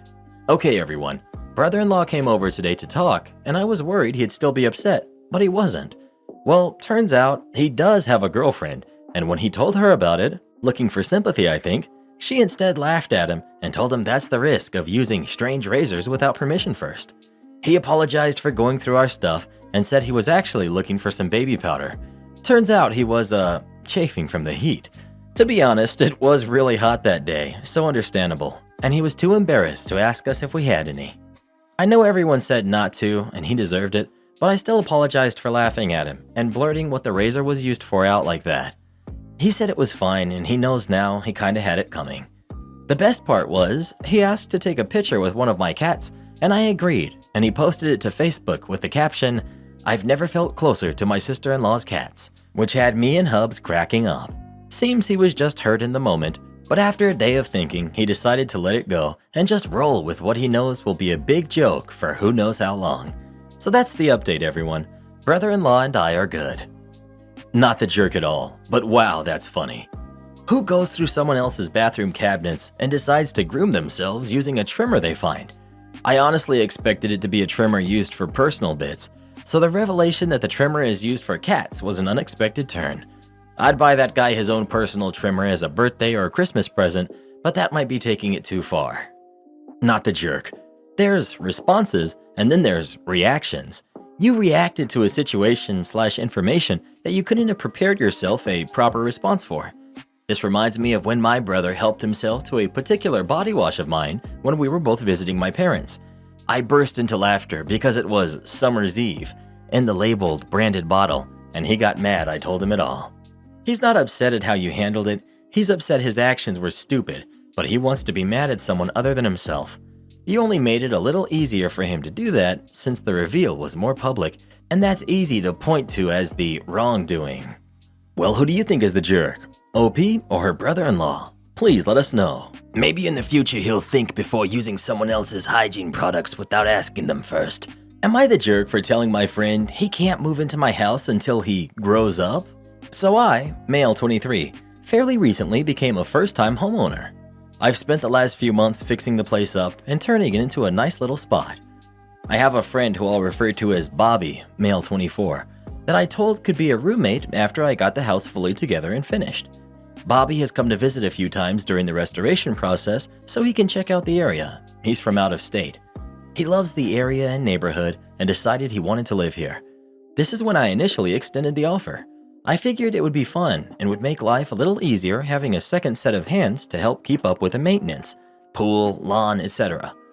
Bobby initially told me that he's been working and saving to move out of his parents' place as he's been living with them for the last few years, and that he'd be more than willing to help out with yard work and such.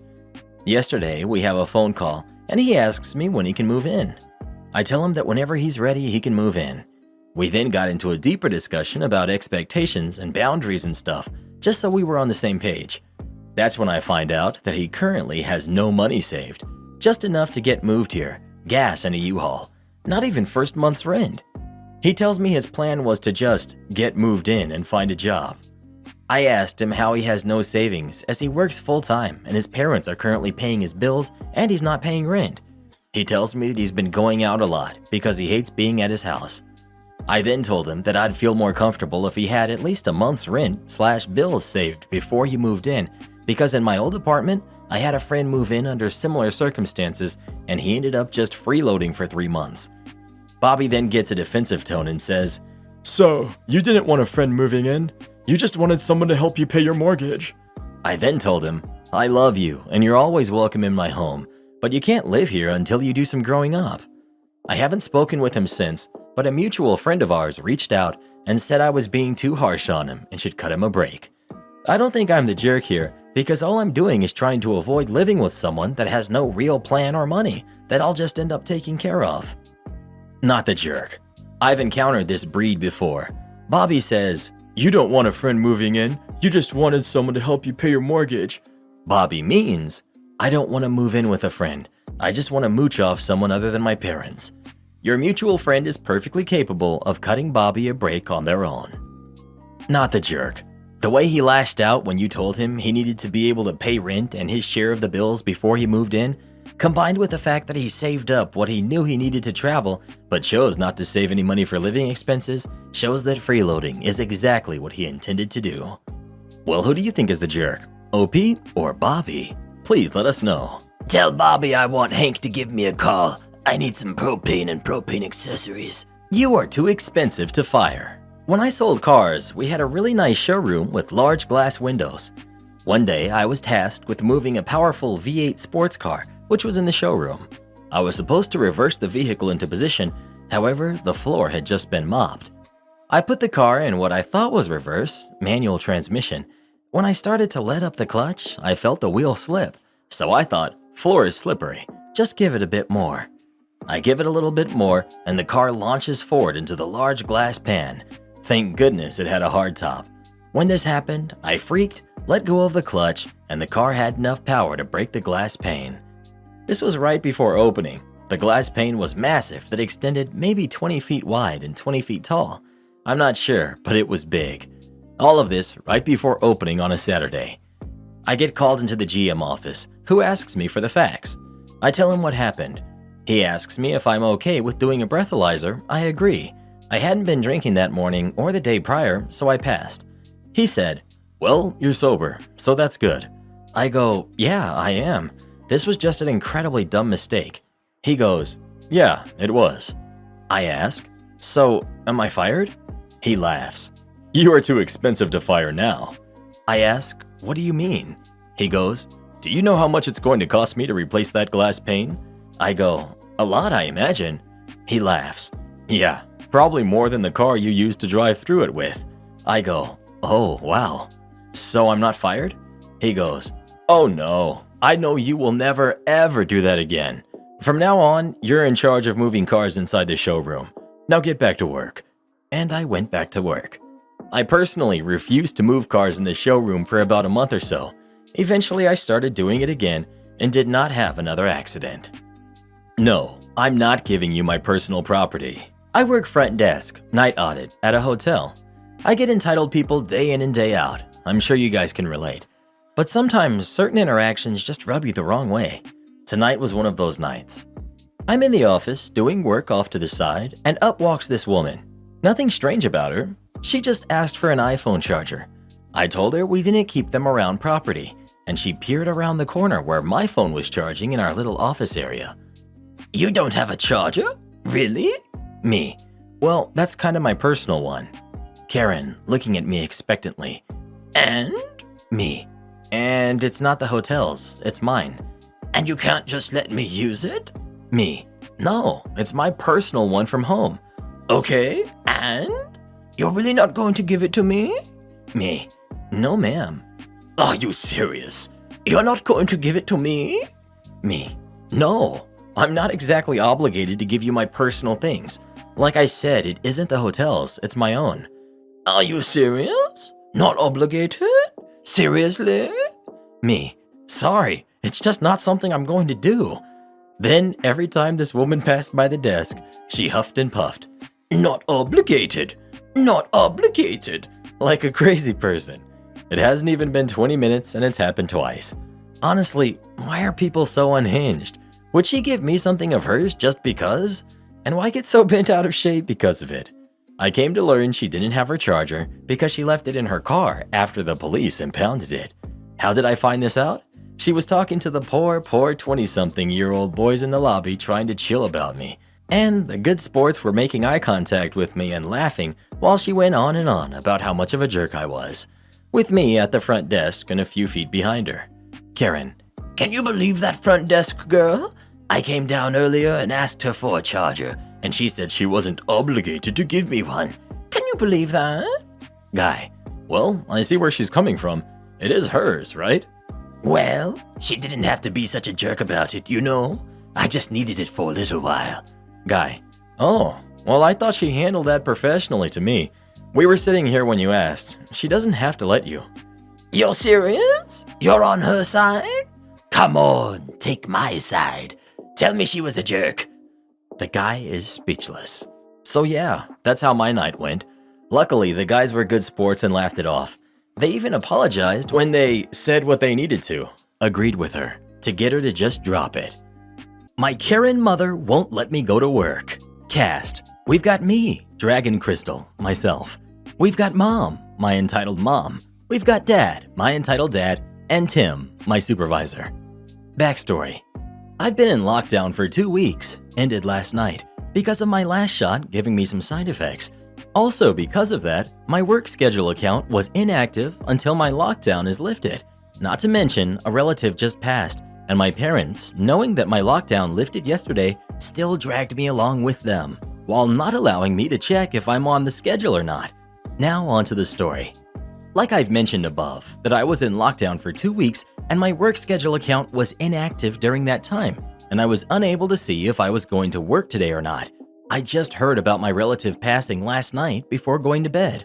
I believe my workplace account reactivated around 6 a.m. of today, but I'm not entirely sure because my parents came bursting into my room demanding that I go and help babysit the kids, my cousins, while they helped set everything up. Me, drowsy state of mind. What? Mom. Hurry up and get dressed. We have to go help out at our relatives. Me. Mom, you know how much funerals freak me out, right? Mom. Stop making excuses and get up now. Me. Fine. Wait, last night was when my lockdown lifted. My supervisor might have scheduled me to work today.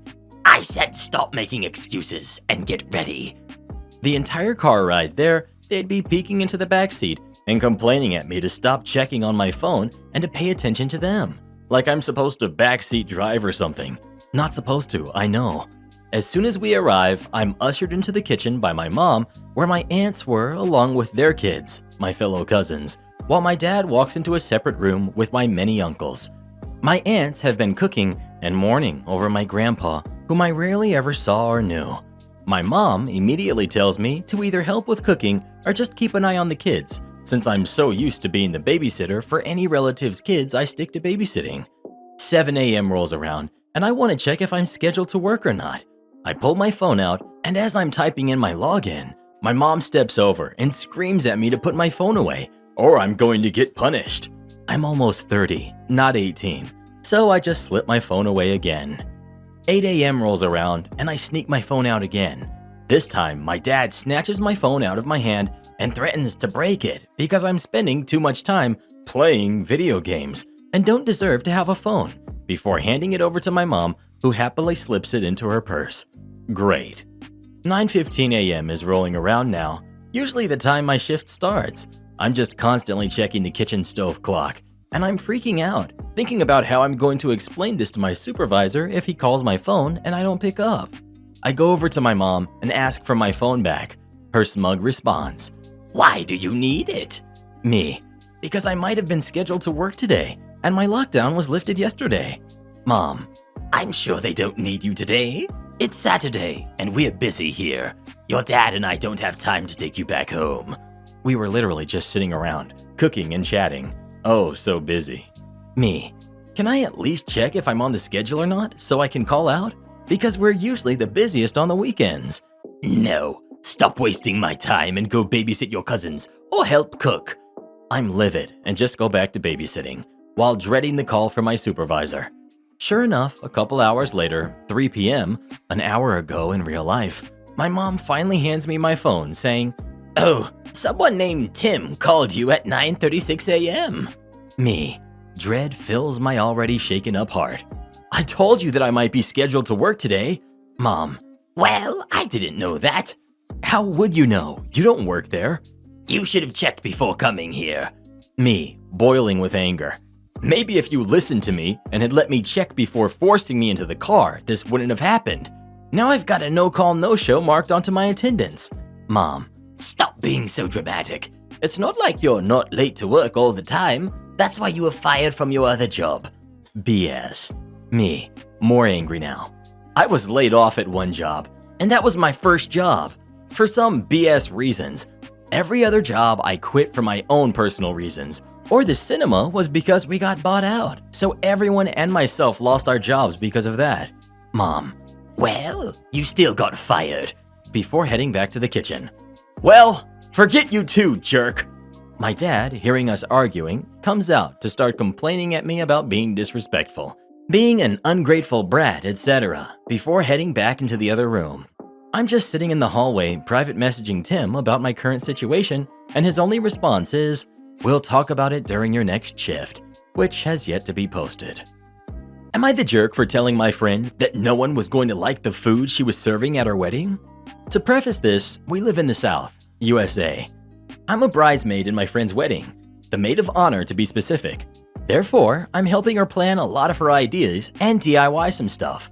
Her fiance is in the military and currently in a different state, so he can't help that much with the wedding right now on the little stuff.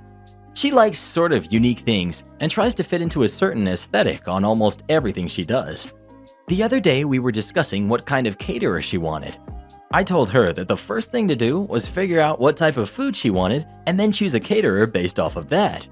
Well, after a few days, she texted me and told me that she found the perfect style food and was ready to go sample some caterers.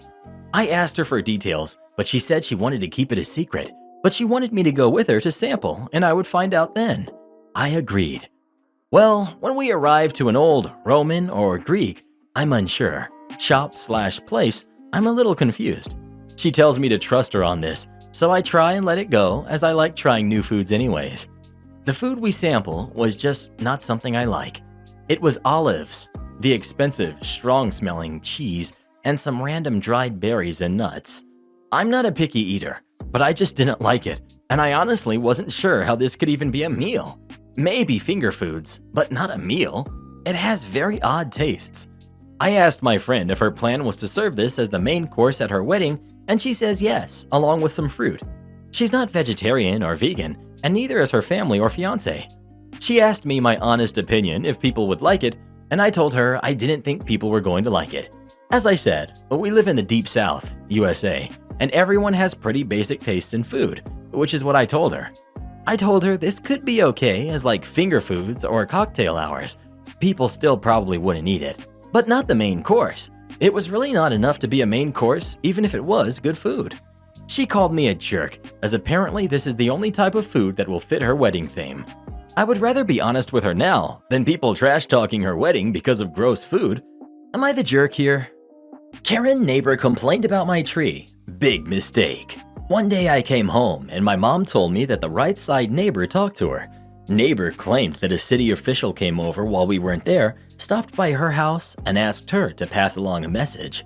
The tree on our side of the fence is too unruly, and a few branches are getting too close to the neighbor's house. The city will fine us if we don't cut down those branches. So the city was going to fine us without an official notice?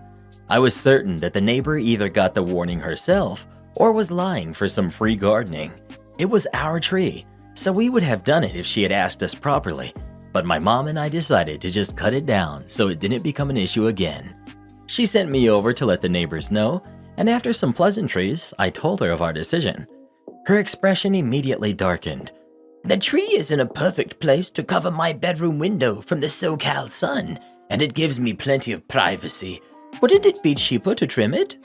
Cue malicious compliance to the city warning. I told her with a concerned face that we were anxious about the city's fine, and that if we had to keep trimming it, it would be costly and a huge headache. At that point, some slight panic seeped into her voice, and she offered to pay for the trimming herself. In other words, we wouldn't have to do a thing, nor pay a single penny. A better man would have said yes, but by this point, I was a bitter man. I kept a concerned face, and I told her if I ever left, no plans to because of my mom's health, my mom would have to deal with it, and I wouldn't want her to have to keep checking in with the neighbors for fear of a fine. At the end of the day, our tree, our fine, our decision. I left shortly after. The tree came down that weekend, and so did the neighbor's blinds to her bedroom. A few years since then, and as of yet, I still haven't seen them go back up. And to think, if she had just asked nicely, we would still be trimming those branches at no cost to her. $600 to-go order, $0 tip. I'm a server, 22 female, at a Chinese restaurant, one of the best, if not the best, in town. Thursday afternoon, we had a man, let's call him Martin, call in to place a very large to-go order to be picked up Saturday, today. The cashier taking his order is the best at the restaurant, Cole. Cole just turned 18.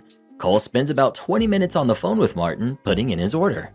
This man ordered an insane amount of food, all party trays. The bill was $599. It's only me and Cole at the restaurant today besides the chefs. The order starts coming out, and I'm helping Cole pack. We have 3 gigantic boxes to use to hold everything. 7 trays of General Tso's chicken, 7 broccoli and beefs, a massive order of white rice and fried rice, 100 steamed dumplings, and we threw in a free party platter of crab rangoons for them. We have the 2 massive boxes on a rolling cart and the 3rd sitting on the line counter. Martin literally rushes in full-on speed walking with his lifting accomplice. Pick up for Martin. Me and Cole go to the kitchen to bring out the food. Cole asks me to push the cart out with the receipt for them to sign. They paid over the phone, and he'll bring out the 3rd box. I go out with the cart, politely ask Martin to sign his receipt. He grabs a pen and very quickly marks a line through the tip amount. I'm thinking, okay, I know this man is not about to not leave a tip on a $600 order. Surely he'll tip, right? I mean, I know it's not a dine-in service, but still it is packaged food. A lot of preparation. Cole and the 2 chefs help these guys load everything into their minivan. At this point, I'm already deciding how I will bring up politely the $0 tip. I'm hoping he slips him cash. I'm behind the counter, watching this guy carefully through the window. He comes back inside, telling Cole he needs hot mustard.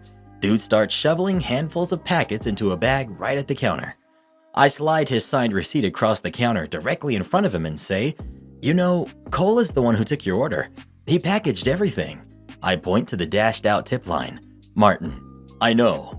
Me: "It's $600 worth of food." Martin: "I know." Starts getting irritated. In disbelief, I walk to the back hallway to breathe, trying to contain my anger.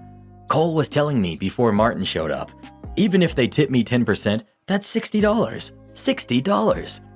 This kid works so hard, busts his butt every shift. Not even a minute later, I start walking up front and hear this man yelling.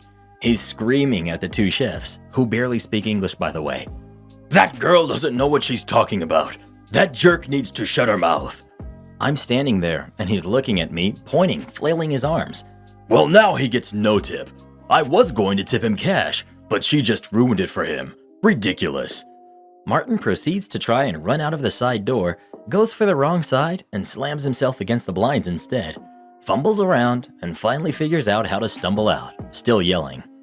I'm sorry, but never in all of my restaurant experience have I seen someone wait to tip cash so long after signing the check, especially on a catered order. Customers who tip do not wait, and at this restaurant, I've had the owner do the same for me at a table.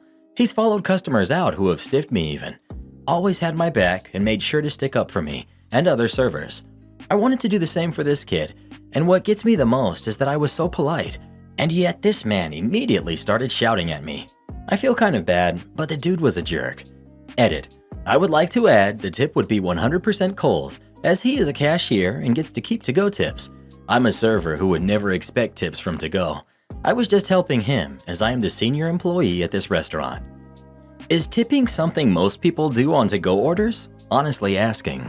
I was wondering the same thing. We have a restaurant like OP described near me, and I've never tipped for a to-go order. I've never seen others do it either. Sit-down dinner, absolutely. I've always been a good tipper. I've never heard until now that to-go staff are paid the same as wait staff, and I'd say the common customer wouldn't know that. As a customer, we have no reason to know that. So I'm just saying no tips on a to-go order for most, not all, maybe just an honest mistake. I do not believe I have ever tipped for any kind of pickup or to-go order. I suppose I never thought about it beyond me thinking to-go equals no waitress. Not gonna lie, I have never tipped on a takeout order in my life. Assuming you're in the US, that's not even close to being a norm here. The customer was a giant jerk. That being said, if you pointed to the tip line on my takeout receipt, I'd tell you to buzz off. Ask the manager/owner to add automatic gratuity on orders over X amount if this is an issue. I don't know. First of all, if someone is ordering that much food, they're probably stressed to the max about getting it all to its destination without it being cold or totally messed up. Also, I just ordered about $1,200 worth of lumber and the forklift driver loaded it all on my trailer and tied it down. They're not even allowed to get tips. I'm not sure why there's an exception to tip someone handing you bags of food at a to-go order. Do you tip people at the counter at McDonald's when you have a big order? Honest question, what's the difference? Well, what do? Do you leave a tip when you pick up your to-go order or not? Please let us know. Bruh. Husband got sick of hearing my daughter play the piano, so he destroyed it. My husband and I have been together for 2.5 years. I have a daughter, Callie. She's 13. She loves instrumental music and piano has been her #1 interest. I'm not saying this because she's my daughter, but really, I see her talent as special, and more importantly, she uses it to express her feelings, especially for her deceased father who passed away when she was 7. She always says that she, in a way, connects to him through playing piano. So I encouraged her to do more, and her grandparents bought her a $6,000 piano that she was so thrilled with. The whole family encourages her, but my husband thinks she's being distracted from school, her real future, etc. He doesn't attend her plays, doesn't help with the academy, doesn't even take the time to listen to her playing, and every time he comes home and hears her playing upstairs, he'd lecture us about how this activity is just a waste of time. I sat him down and told him about Callie picking up on that bad vibe. He just got mad and said that he was doing my job for me and ensuring she doesn't get distracted from school, although her grades are good. We went back and forth on this, and I made it clear that this needs to stop. He said okay, and that was the end of it. On Sunday, a huge argument ensued in the house because my husband claimed Callie woke him up on his day off with her loud playing. He issued an ultimatum. Either the piano goes, or he gets rid of it himself. I asked where should I take it. He said Callie's grandparents' house, but Callie didn't want to. After we left, I found out that my husband took it to the junkyard his dad works at and cut it into pieces. A big argument ensued, and we literally had a screaming match in front of his family over this. I gave him 2 days to pay me for a new one, despite him apologizing and saying he acted in a moment of desperation and frustration. He said the only way that he could pay for it is by using his savings that was supposed to go towards his new garage as a side business. He complained about me forcing him to pay and ruining his business before it even starts. He kept sending his family as middlemen to get me to give him at least 4 months, but I refused and stood my ground despite being called unreasonable since it's a piano versus a new business. Am I the jerk for forcing him to pay and not giving him time? Edit. No, he didn't have an issue with whatever Callie was doing at first until we started living together. At first, I thought that as a family, we tend to get annoyed by stuff other family members do, but apparently this is not the case. By the way, tonight or tomorrow morning is the timeline I've given him, and so far I haven't heard from him or his dad. You need to leave this relationship. Sue him for the cost of the piano and divorce him for being a complete jerk. Not the jerk. Give him a simple choice. His business is delayed while he takes accountability for his actions, or his business is ruined by having theft charges brought against him. Edit. And you're the jerk for allowing your husband to treat her so poorly for so long. Edit 2. The reason the family is yelling at you is because in most jurisdictions, the father could also be charged for receiving stolen property. Am I the jerk for calling my brother a horrible dad and a crappy husband? I, 16 male, have an older brother who's 26, who recently had his first son a month ago. His wife, who's 26, never wanted a kid, but my brother convinced her to have one. This week was the first time I visited since the baby was born, since we live states away. The place was pretty dirty, but I shrugged it off, thinking they're new parents and have their hands full. Then I see his wife, who looked as if she hadn't showered since the delivery, slept in a week, or anything except take care of the baby. Compared to my brother, who was clean, well-kept, and rested, she was a train wreck. While we were there for 4 hours, I really saw how much he contributed. Every time the baby would cry, my brother would hand him off to my mom or his wife. He ran out of the nursery, yelling for someone else to change the baby's diaper, and turns out it was barely even messy. Other examples of his negligence include insisting we leave the baby home alone while we went out for dinner, refusing to bathe him, and yelling at him to just go to sleep. My parents had seen enough in person and set everyone down, me included. We told him he needs to grow up and help out, but he just kept making excuses like how tired he is from work. For the record, he works 6 to 7 hours a day, Monday through Friday, sometimes a half day on Saturdays. His logic was that because he works, he can avoid his duties as a father. He's not the breadwinner, by the way. The mother works as well, willingly at home. He eventually was mad that we wanted him to be a dad, and he just said, "I'm a man. I don't take care of him, other than sports and teaching him to be a man." I snapped and started yelling how he's a horrible dad and ignoring his kid that he pressured his wife to have. I called him a lousy dad and how sad it is that he makes everyone else do his duties for him. I called him a deadbeat, adding how he shouldn't have had a kid if he didn't want to help out. I said I was sorry his wife married him because he was such a bad husband and how much better she can do, and added how I wouldn't be surprised if they were divorced by the time he was 30. Everyone was silent. My parents told me to wait outside, then later told me to apologize because it was rude and unnecessary. I refused to, but I heard him crying. I don't know if I took it too far, but I think he needs a reality check so that kid grows up with him present. We tried over the phone before and only were being nice, but that didn't work. I need to know, Reddit. Am I the jerk? Edit. Hello, lots of comments and messages asking if sister-in-law is okay. Thank you for your concern. It makes me think humanity isn't doomed yet. She's okay. She got the rest she needed while we were there and cleaned herself up. She said that she would probably start making my brother do baby things so she could take care of herself. Wow, I can barely begin to dissect this whole situation. Your brother pressures his wife to have a baby but does absolutely nothing to help. He works regular hours and she's a full-time mom plus work from home, but he's too tired to give her any help, so the house is a mess and she's exhausted and doesn't even have time to take a shower. He won't take care of the baby at all? He even wants to leave it home alone? I hope no one agreed with that. Good on you for calling out your brother. Too bad your parents thought you were rude. Most posters here frown on so-called rude awakenings or telling it like it is, or being brutally honest. Because to be honest, people just use those as excuses to be harsh and mean. But in this case, it was appropriate and necessary. Your brother needed a swift kick, not the jerk. And your parents are borderline jerks for letting their 16-year-old say what they should have said. That poor little kid. What is your brother teaching anyone about being a man? And how does he expect his lessons to turn out? His 16-year-old brother is a better man than he is and had to teach an adult about being a husband and father. I hope you can be part of your nephew's life, even from a distance, because you are going to be the positive male figure for him. Not the jerk. If facts hurt, then maybe he needs to change his behavior. Your parents are completely out of line to ask you to apologize, and he needs to cry. Imagine how much his poor wife has been feeling like crying.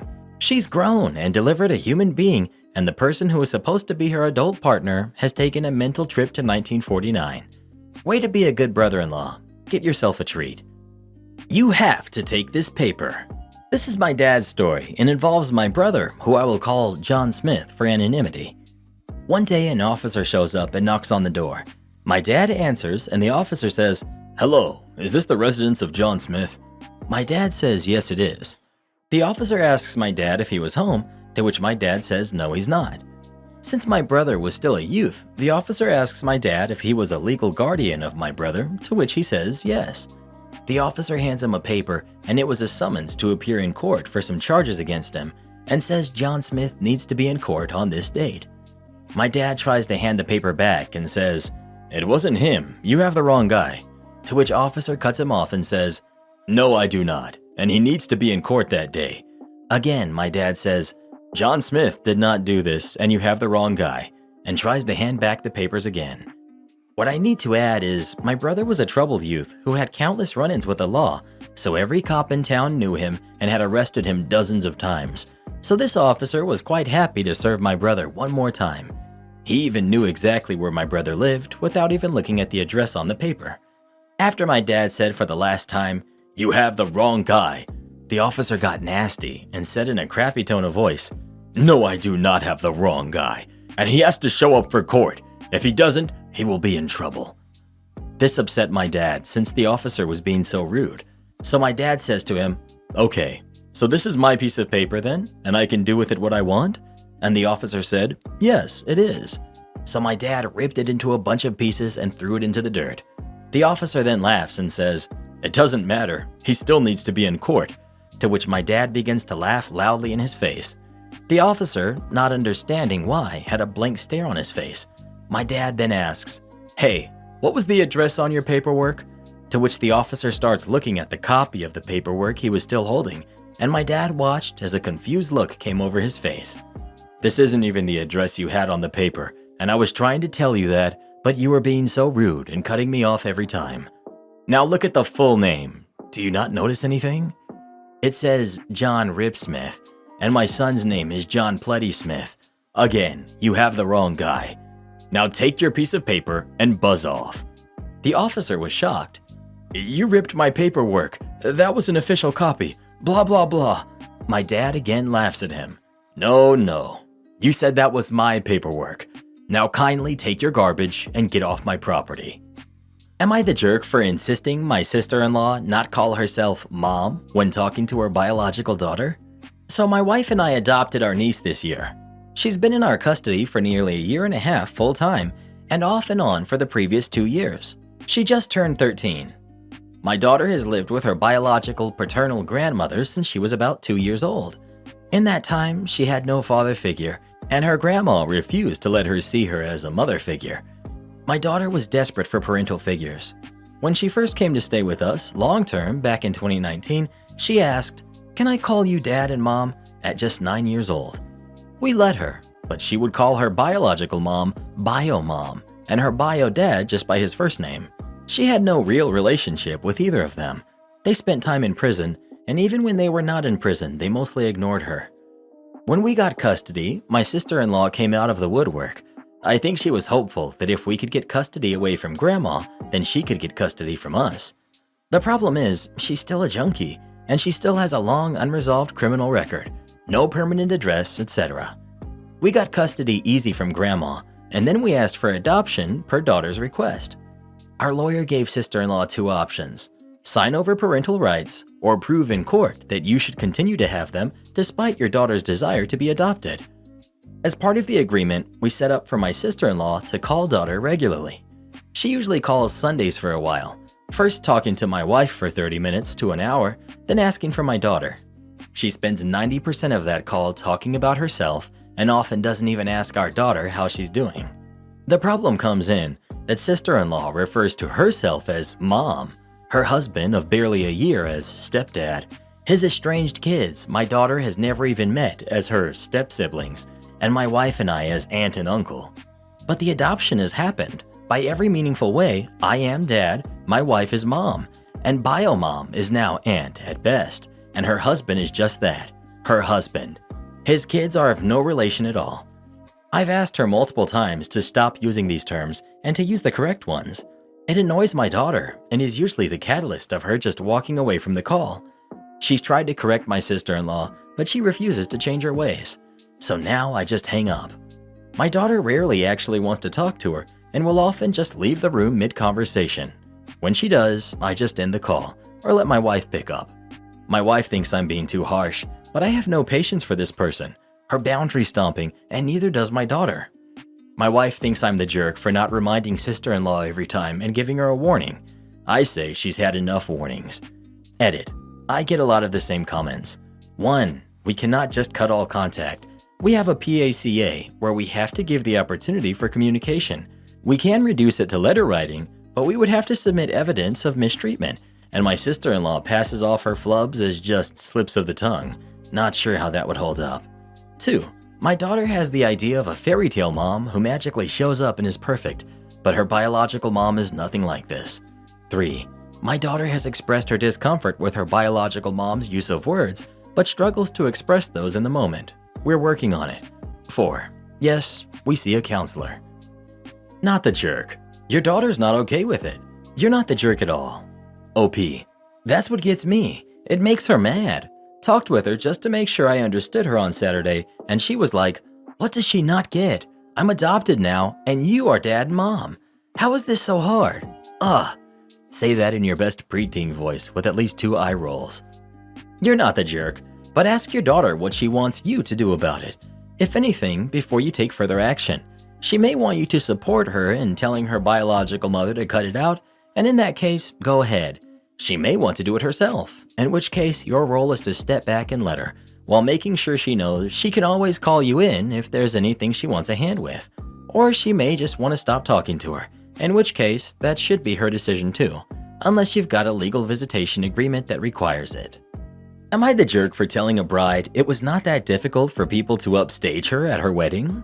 My family and I are from Albania, but we live in the US. My cousin David got married to his wife Lizzie this weekend. In Albania, we always go all out for weddings, and David wanted to keep many cultural traditions. Lizzie didn't like the idea. Lizzie had sent out the invites via mail and also had some rules written down, as in no kids allowed, black tie dress code, absolutely no +1s unless both bride and groom approve of the +1. I am engaged, and I thought my fiancé would be included, but David said Lizzie is against +1. I said that even if Lizzie is against it, my fiancé has been in the family for years, way longer than Lizzie has been around, plus he's a friend of David as well, so he would come as a friend. David was frustrated and said Lizzie has set down most of these rules, and whenever he goes against her, she gets mad, so we should cut him some slack and just bear with it for his sake. I thought it was ridiculous how he didn't stand up for himself, but not my business after all. All of my Albanian side side-eyed the fact that the wedding was kid-free because we're used to involving kids at the weddings. The bride and her family refused to make any compromises about it and show respect to David and his wishes. But again, none of our business despite our frustration. Despite the black tie dress code, most of the bride's family turned up in jeans and flannel shirts, and the women just wore casual maxi dresses. Our side of the family dressed more formal. The bride just wore a white knee-length lace dress from H&M. The reception took place in a cabin by the lake, which had animal head trophies hanged on the walls. The only music we heard was some slow pop songs and then country music. Every time the DJ tried to play some traditional Balkan music, the bride's family would get him to change it. The bride also made a big deal out of the fact that we were dressed formal and how we overdid it. We upstaged her. She kept complaining about it all night long and was throwing tantrums to David about how we as his family are very disrespectful. After constant insults thrown around all night long, I told her to chill out. She said she won't chill out because we disrespected her. I told her, first of all, if she was so scared she was going to be upstaged, she shouldn't request black tie dress code. And secondly, to be honest, it was not that hard to upstage her because I've seen grandma dresses fancier than the one she's wearing. So she's the underdressed one for her own wedding, which was supposed to be a black tie event. David's entire family sided with me, but David said I'm the jerk for speaking to his bride like that on her wedding day. I told him that if the bride requires kindness, she should start with herself. Am I the jerk? Your wording could possibly score you some jerk points, but the bride has very much upstaged you in the jerk department. She sounds horrible, and David needs to grow a backbone if he doesn't want his life dictated to him. Not the jerk. Not the jerk. You're a jerk for being judgmental? No, this is a fair moment to be judged for how you treat your extended family and your husband's culture. Heck, this is a good moment to judge your cousin and reevaluate your respect for him. It is their wedding, and they are completely entitled to do what they want for their wedding. However, if they want black tie plus jeans, then they should specify it. I don't have keys for a store I don't work at. My workplace is a small boutique-style pet food / self-wash / grooming salon. I'm the groomer. I show up at 8 for early morning appointments, and we open at 10. Next door is a General Dollar, and the management must be the worst because they're constantly having issues keeping staff and staying open. When this story took place last year, the manager wasn't showing up on time, and when I'd come to unlock my shop, I'd see the Dollar General workers waiting outside, especially in the snow, and I started a good rapport with them as I'd let them come into my store and warm up if they needed to while waiting for their perpetually late manager. One morning, I showed up to more than the usual number of people milling around the parking lot. I generally get to work at 7:45, so seeing anyone other than Dollar General workers is unusual. As I was grabbing some equipment from my car, a man said to me, "Oh, they've been waiting for you." This was surprising to me, but not unheard of. Sometimes my early grooming appointments are super early because of work or school drop-offs, which is why I take appointments at the time in the first place. As if to punctuate this idea, I saw a regular and 2 of his dogs wandering around a grassy area taking care of business. I greeted my clients, exchanged a typical southern greeting. Hey girl, how you doing? Oh, it's doing. You keeping warm? I'm trying. Have a good day. You too. With the Dollar General workers, I knew by sight and opened the shop. A few hours later, the owner, my boss, walked into the grooming room with her "I hate people" look on her face. I got a complaint about you, antisocial. My blood ran cold. Me? What? Why? She shook her head a few times, laughing. You didn't unlock the Dollar General this morning when you unlocked our door. I attempted to reconcile this idea with reality. I failed spectacularly. Huh? This guy called to complain about you. You unlocked our door, but didn't even try to unlock the next door. I stared at my boss, fish-mouthing until the dog I was grooming tried to stick his head inside it. That was when my brain caught up with what was happening. Yeah, I didn't unlock the Chinese restaurant on the other side of us either. I guess I'm just slacking today. My boss went on to tell me that she pointed out to the gentleman that I do not work at the General of Dollars and that my key wouldn't have fit the lock. Apparently, the gentleman firmly believed that I should have tried. My boss advised him to call Dollar General to complain, and this was where she lost it and started cracking up. And his response was to say that I worked at the pet shop, not Dollar General, so he was calling her. She said, "Well, I don't know what you think I can do, sir," and hung up. My Karen sister allowed her son to give my dog dreadlocks. My sister is a single mom with one son, who's 14, and they've been staying at my place for the last few because they lost their apartment and she's saving up money to get them a new apartment. She, however, has driven me crazy lately. She's up late at night on her phone or watching TV. I go to work at 3:30 a.m., so I've been getting less sleep. Her son constantly bothers my daughter. She has brought men over from the bars, etc. She doesn't do chores, they make messes, and I've addressed these issues so many times, and I just get ignored. The final straw came when I came home from work last night and I saw that my dog had dreadlocks. Not a lot, but like maybe 8 or so. What the heck? I'm not sure if that's alright. He sure didn't seem comfortable and was pawing at them. I'm worried because I've heard horror stories about people who didn't wash properly and nasty stuff grew inside of their dreadlocks.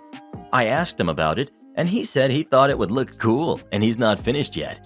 I was so upset when I saw that, and later I found out that he posted it on TikTok.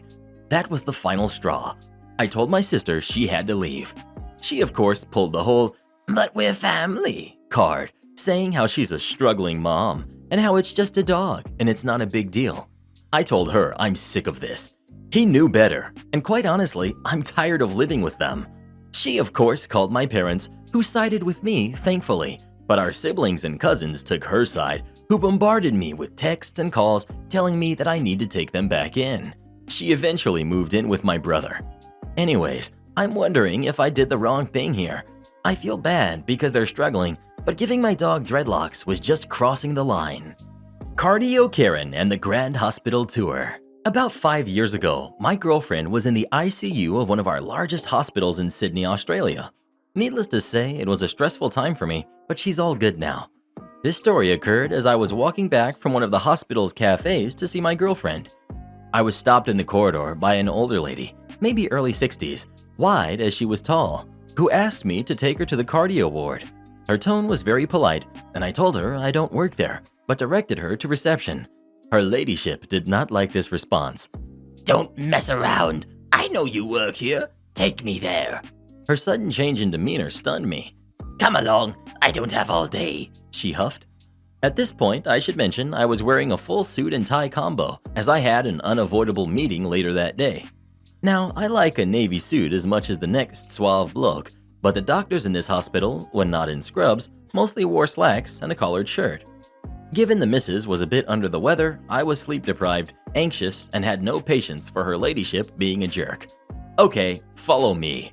We started down the corridor, through some doors, and up a flight of stairs, her pacing grumpily behind me. I could see a sign ahead, cardio ward to the right. So, unfortunately for her ladyship, left we went. We went up lifts, down lifts, upstairs and down again. A full 10 minutes into our Royal Prince Alfred Hospital tour, it must have occurred to her that I had no idea where I was going. A porter with a gurney stepped out of the side door and she immediately accosted him. Your staff member here is wasting my time. It was almost comedic the way he looked down at her, up at me, down at her, then up to me. Did you tell this lady you work here? No, mate. Literally the opposite. I smiled at the porter. The porter frowned.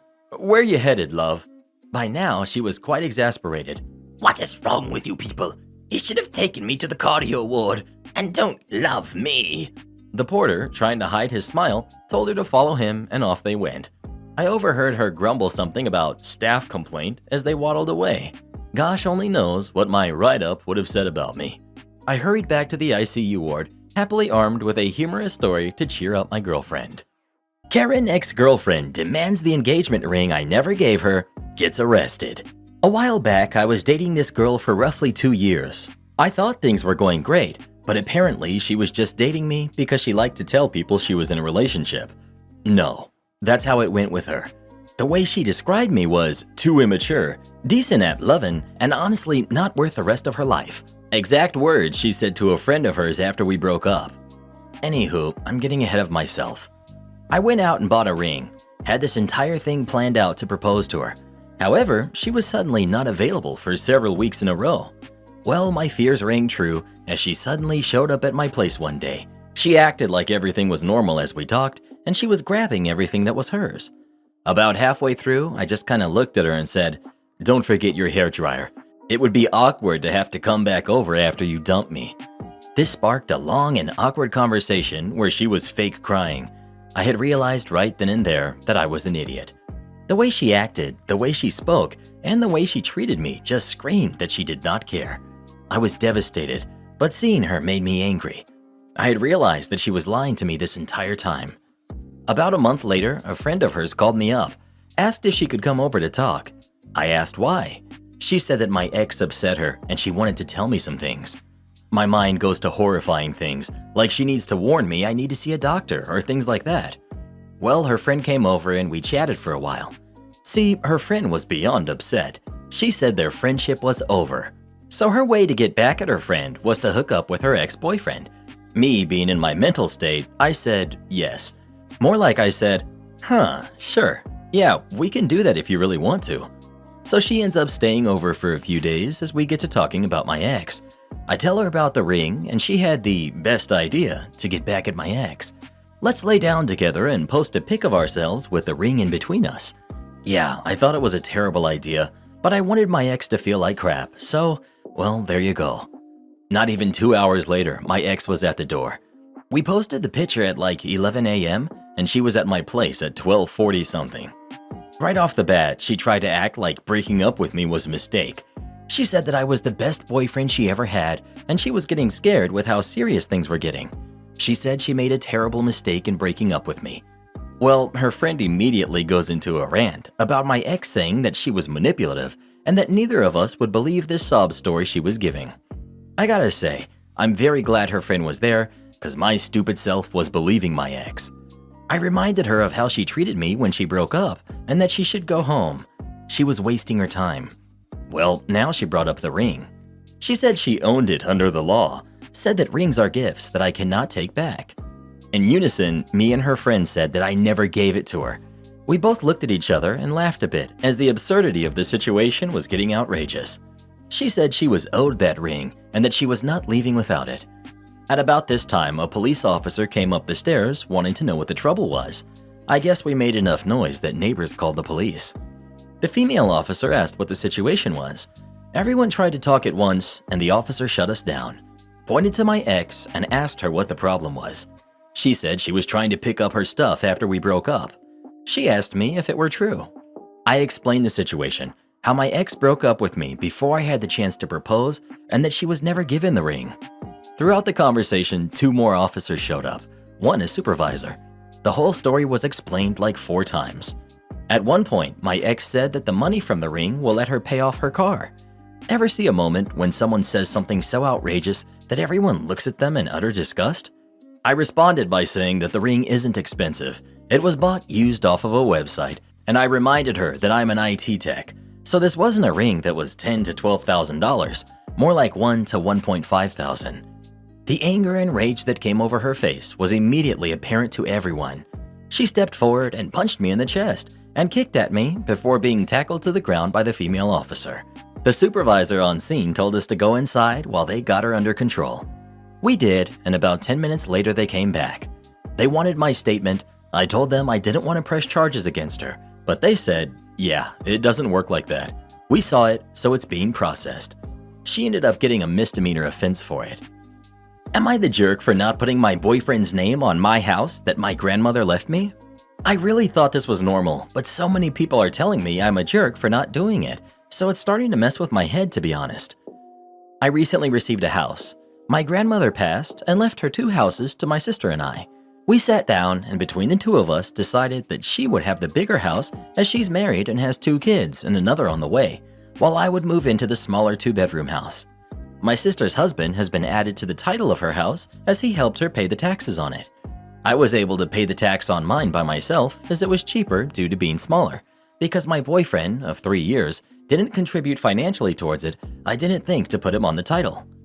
We had a housewarming party last weekend and his parents came up to me towards the end of the night and were going on about how lucky boyfriend and I were to be able to live somewhere like this rent-free, and it gives us such a head start in life, and that they were very appreciative that I had given half the house to my boyfriend.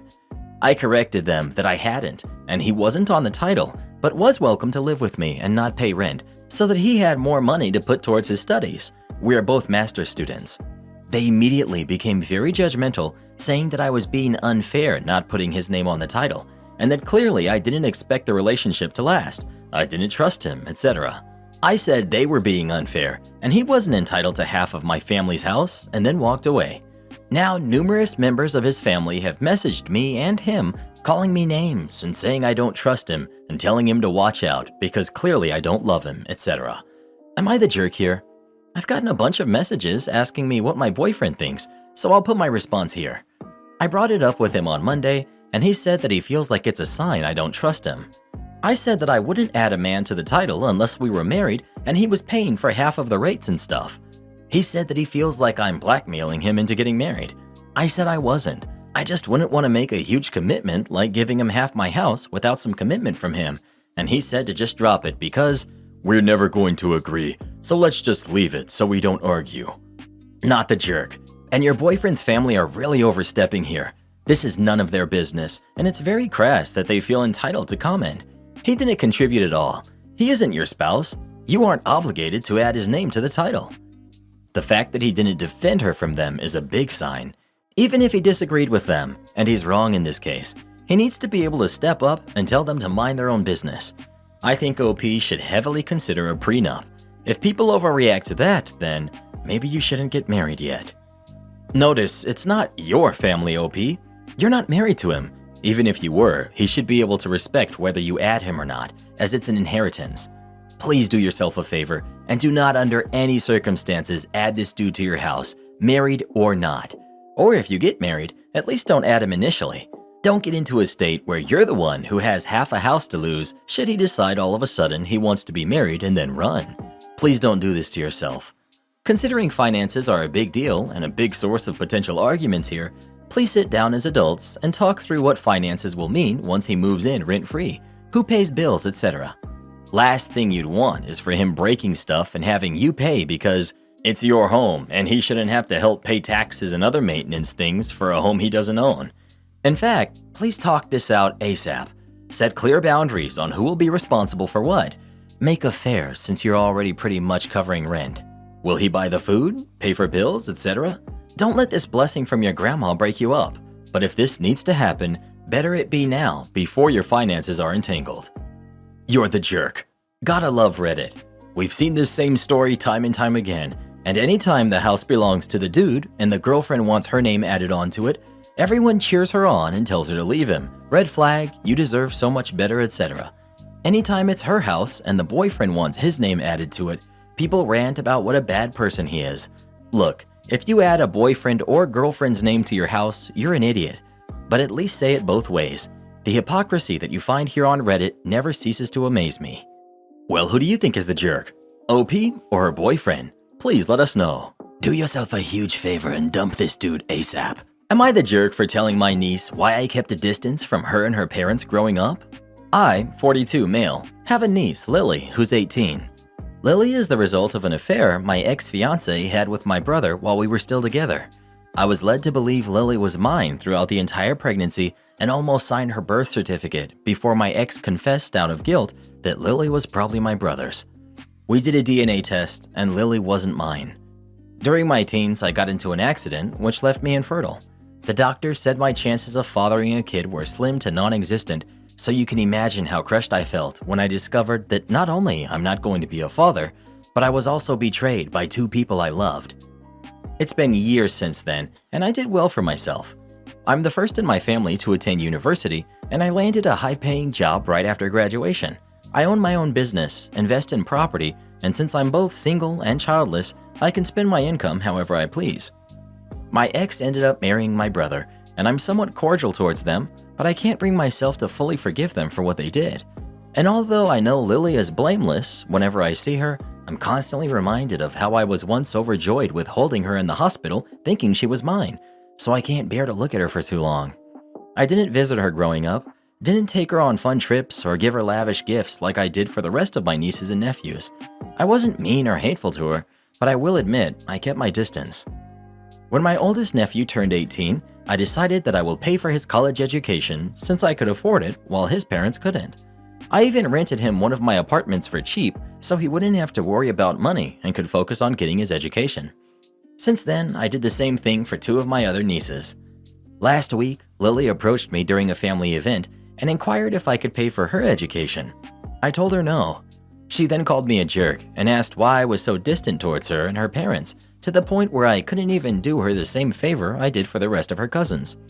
I told her that her parents have enough money to afford her education and asked her how she could possibly expect me to be okay with watching my ex and brother, who had an affair behind my back, play happy family in front of me. After that, Lily got quiet for the rest of the event and left early. I later got a call from my ex, yelling at me for ruining her family. Apparently, she and my brother didn't bother telling Lily about what they did to me all those years ago, and now that she knows, she's so angry at them, and she decided to go live with her boyfriend's family.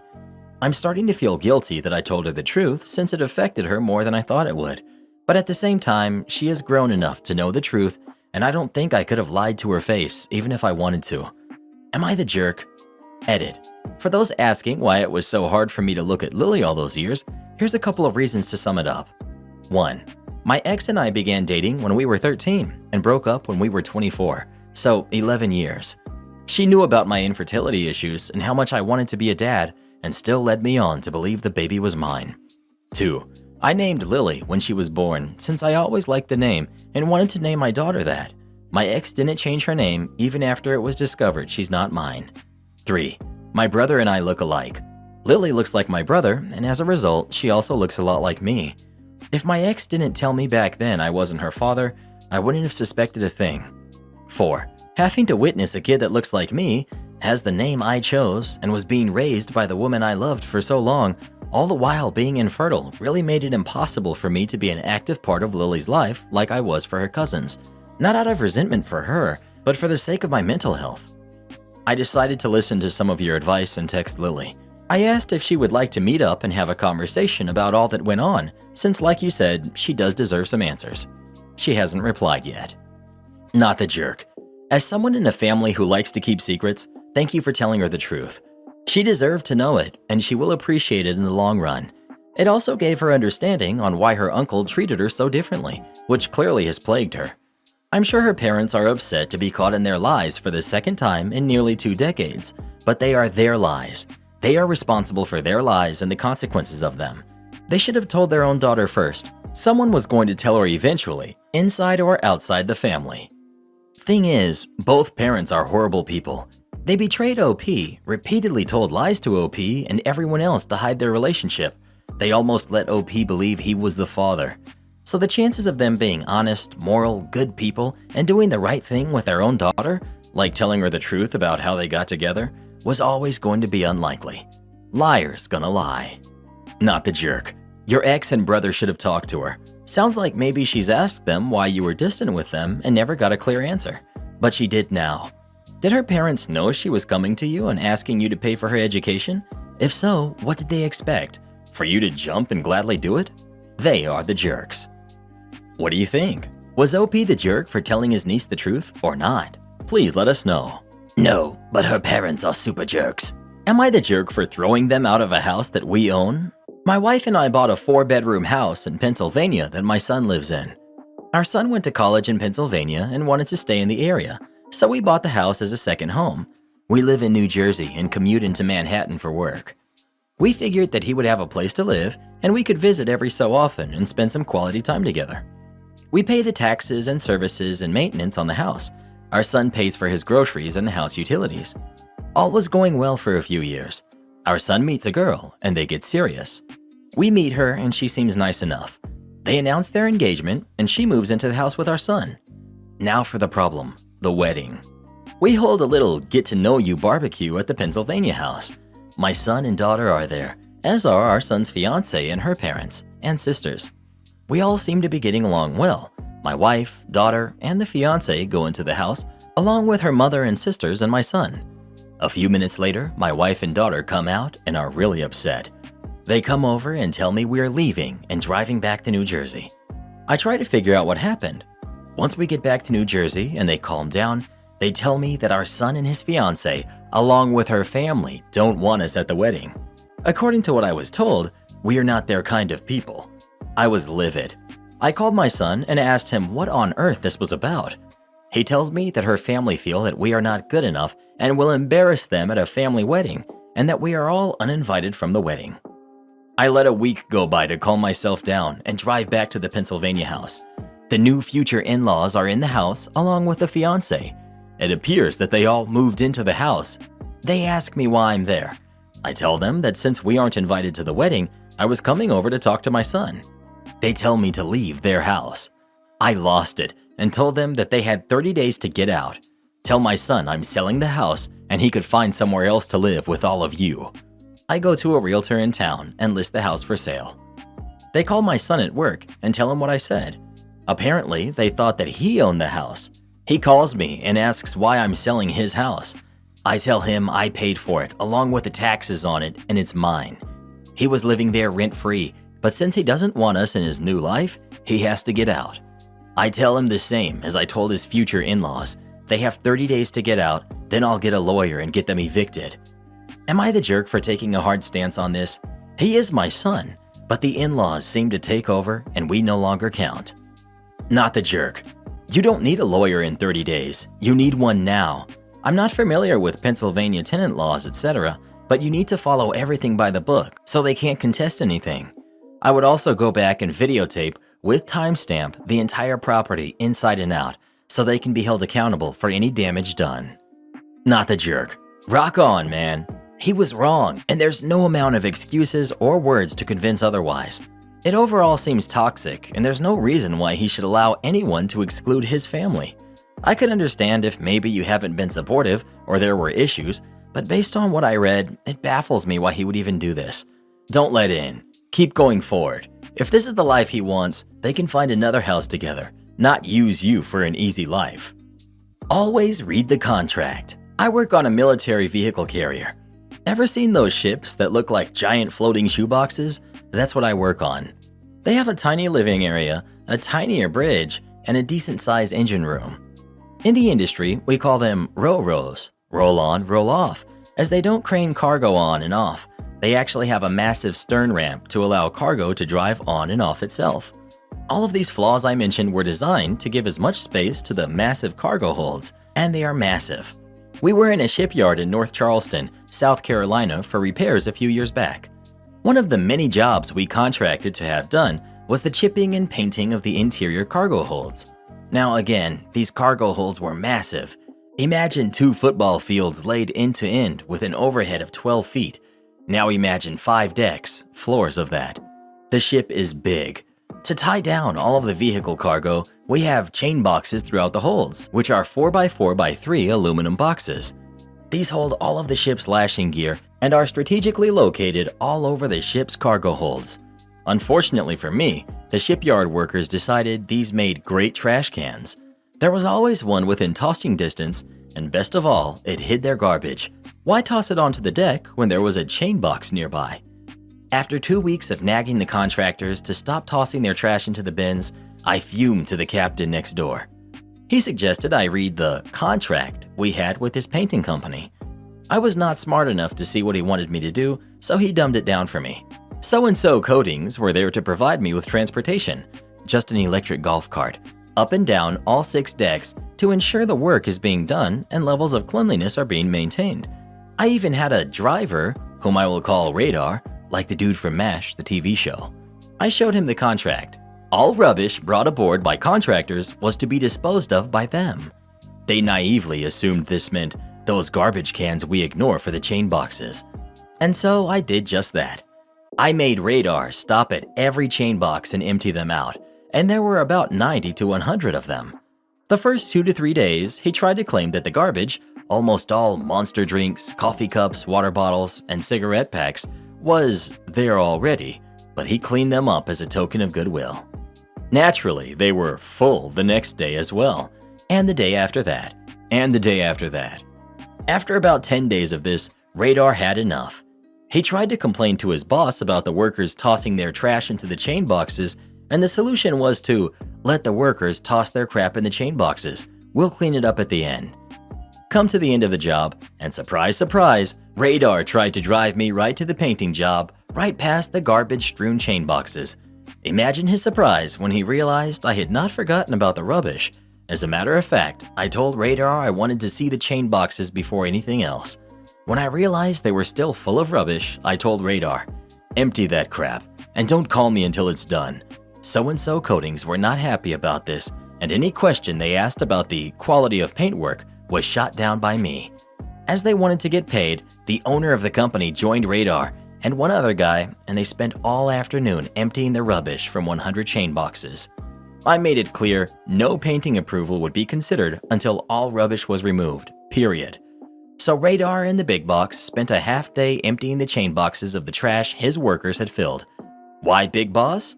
Apparently, all of his workers had some big money, US Navy rush job to attend to, and he wasn't getting paid until I was happy. And I was not happy.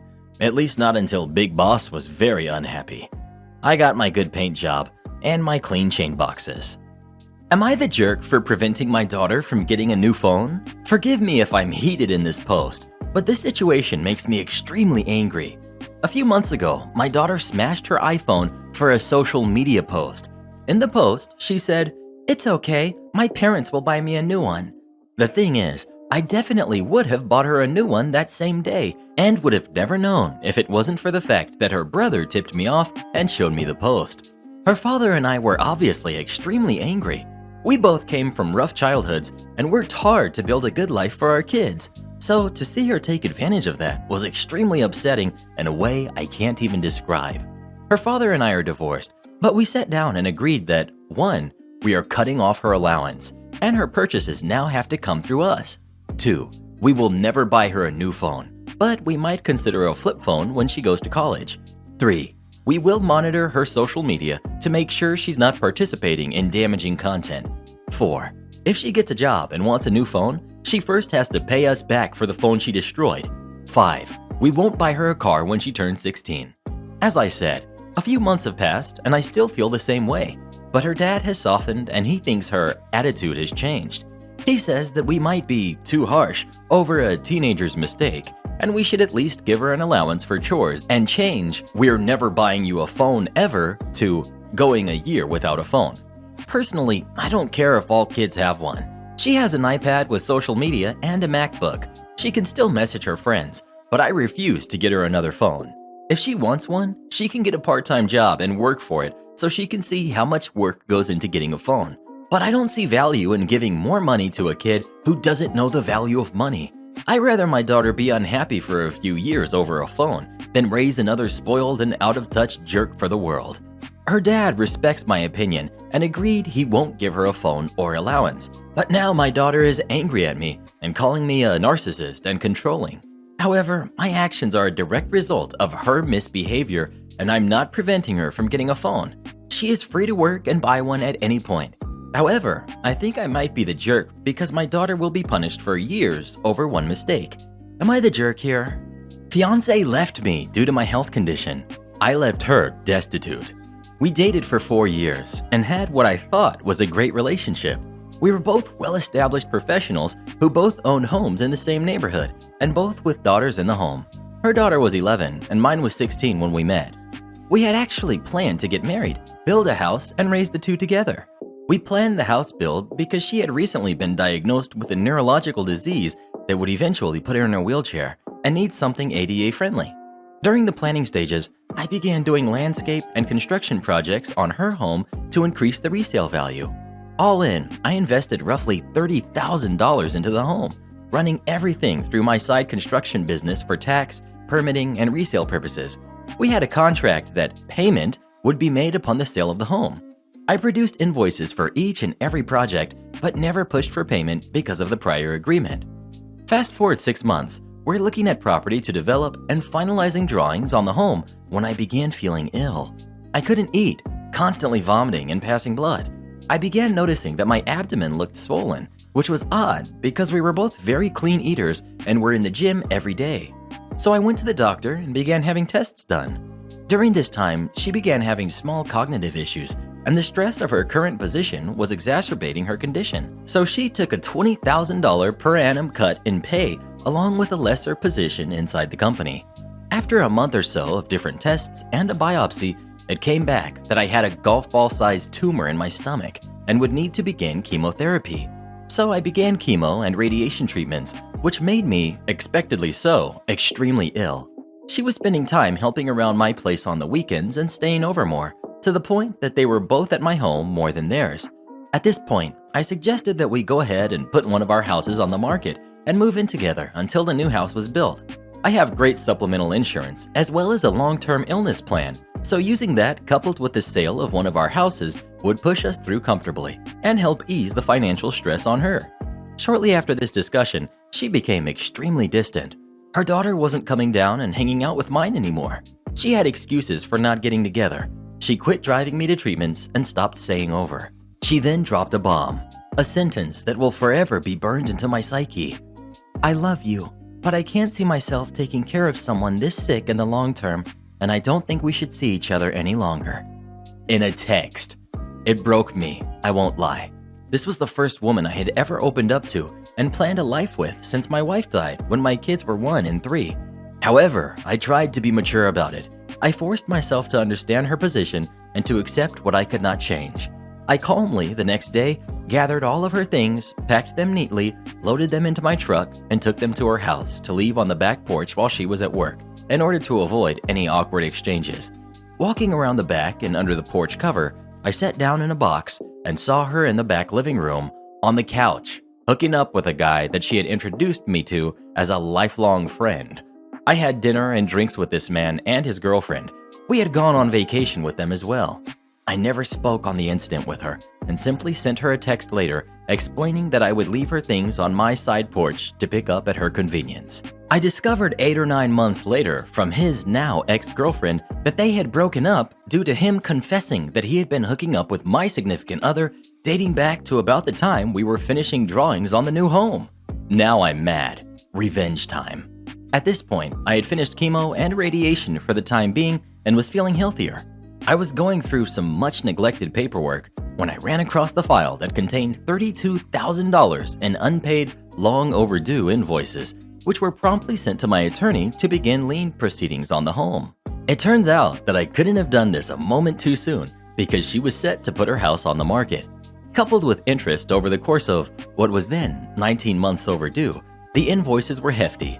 That, along with the agreement of settling them when the house was sold and attorney fees, left her with roughly $10,000 after the sale of the home and settling her current mortgage. She promptly had to back out of the purchase of another home and moved in with her oldest daughter, sister-in-law, and 2 grandkids. She also had to leave her home and begin receiving disability. I ran into her a little over a year ago, and she looked as if she had aged 20 years and was in the wheelchair we had talked about. We chatted cordially, but briefly, and I excused myself and went on with my day. A few days later, her younger daughter called me and spoke of my running into her mom and could we hang out sometime. I gave her a vague answer, thanked her for calling, and again went on with my day. The ex then called me a week or so later and began apologizing for leaving me as she did. Again, cordial but short. I thanked her for calling and hung up. She began texting, and this went on for several weeks until she asked if I could ever see us rekindling what we had, to which I replied, "I can't see myself taking care of someone so sick in the long term. Remember the box on your back porch? Did you think that lifelong friend brought that over to you from my house? Good luck to you. Goodbye." I sometimes feel guilt over this, but not much and not often. Am I the jerk for telling my boyfriend to get a job or get out? I, 27, have been with my boyfriend, who's also 27, for 8 years, and we've been living together for 6. For college graduation, my dad gifted me a house, paid off, as he is very well off. Since graduation, I've started my career and have become very successful and enjoy my work. My boyfriend has not. He did not complete college and has jumped between low-paying jobs for the last 6 to 7 years. This never bothered me. I make enough money to support us both. I pay our utilities and other fees with some help from him. Late last year, my boyfriend lost his job and was still looking for a new one when the lockdown hit. He now claims it is nearly impossible to get a job, which I understand, but have also had other friends in the same town manage to get jobs since the lockdown. All of this would be okay, except my dad lives in a city nearby and will often stop by, with warning. When he does, I do not mind him eating anything he wants out of the refrigerator or using my appliances. I figured he gave me a place to live payment-free, so it's only fair. I also do not care if my boyfriend eats whatever he wants either. Last week, my dad ate food that my boyfriend had purchased.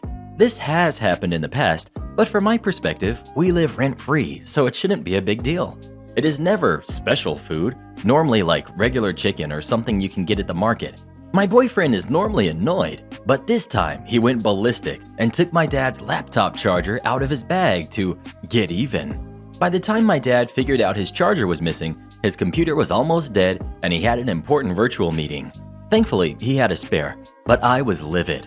I told my boyfriend that he lives rent-free and that if he was going to act that insane about some food when he regularly eats what I buy and turn into a child, then I expected him to get a job and pay rent, or else get out. He chose to get out, but accused me of being a jerk and throwing him out on the street. However, he has a brother and a sister that live nearby, as well as his mother who regularly asks him to come stay with her, which he normally doesn't. So Reddit, am I the jerk? Support our channel by joining as a member today, and we'll give you a shout out in our next video. Or come watch this video next. You won't believe what Karen does in that one.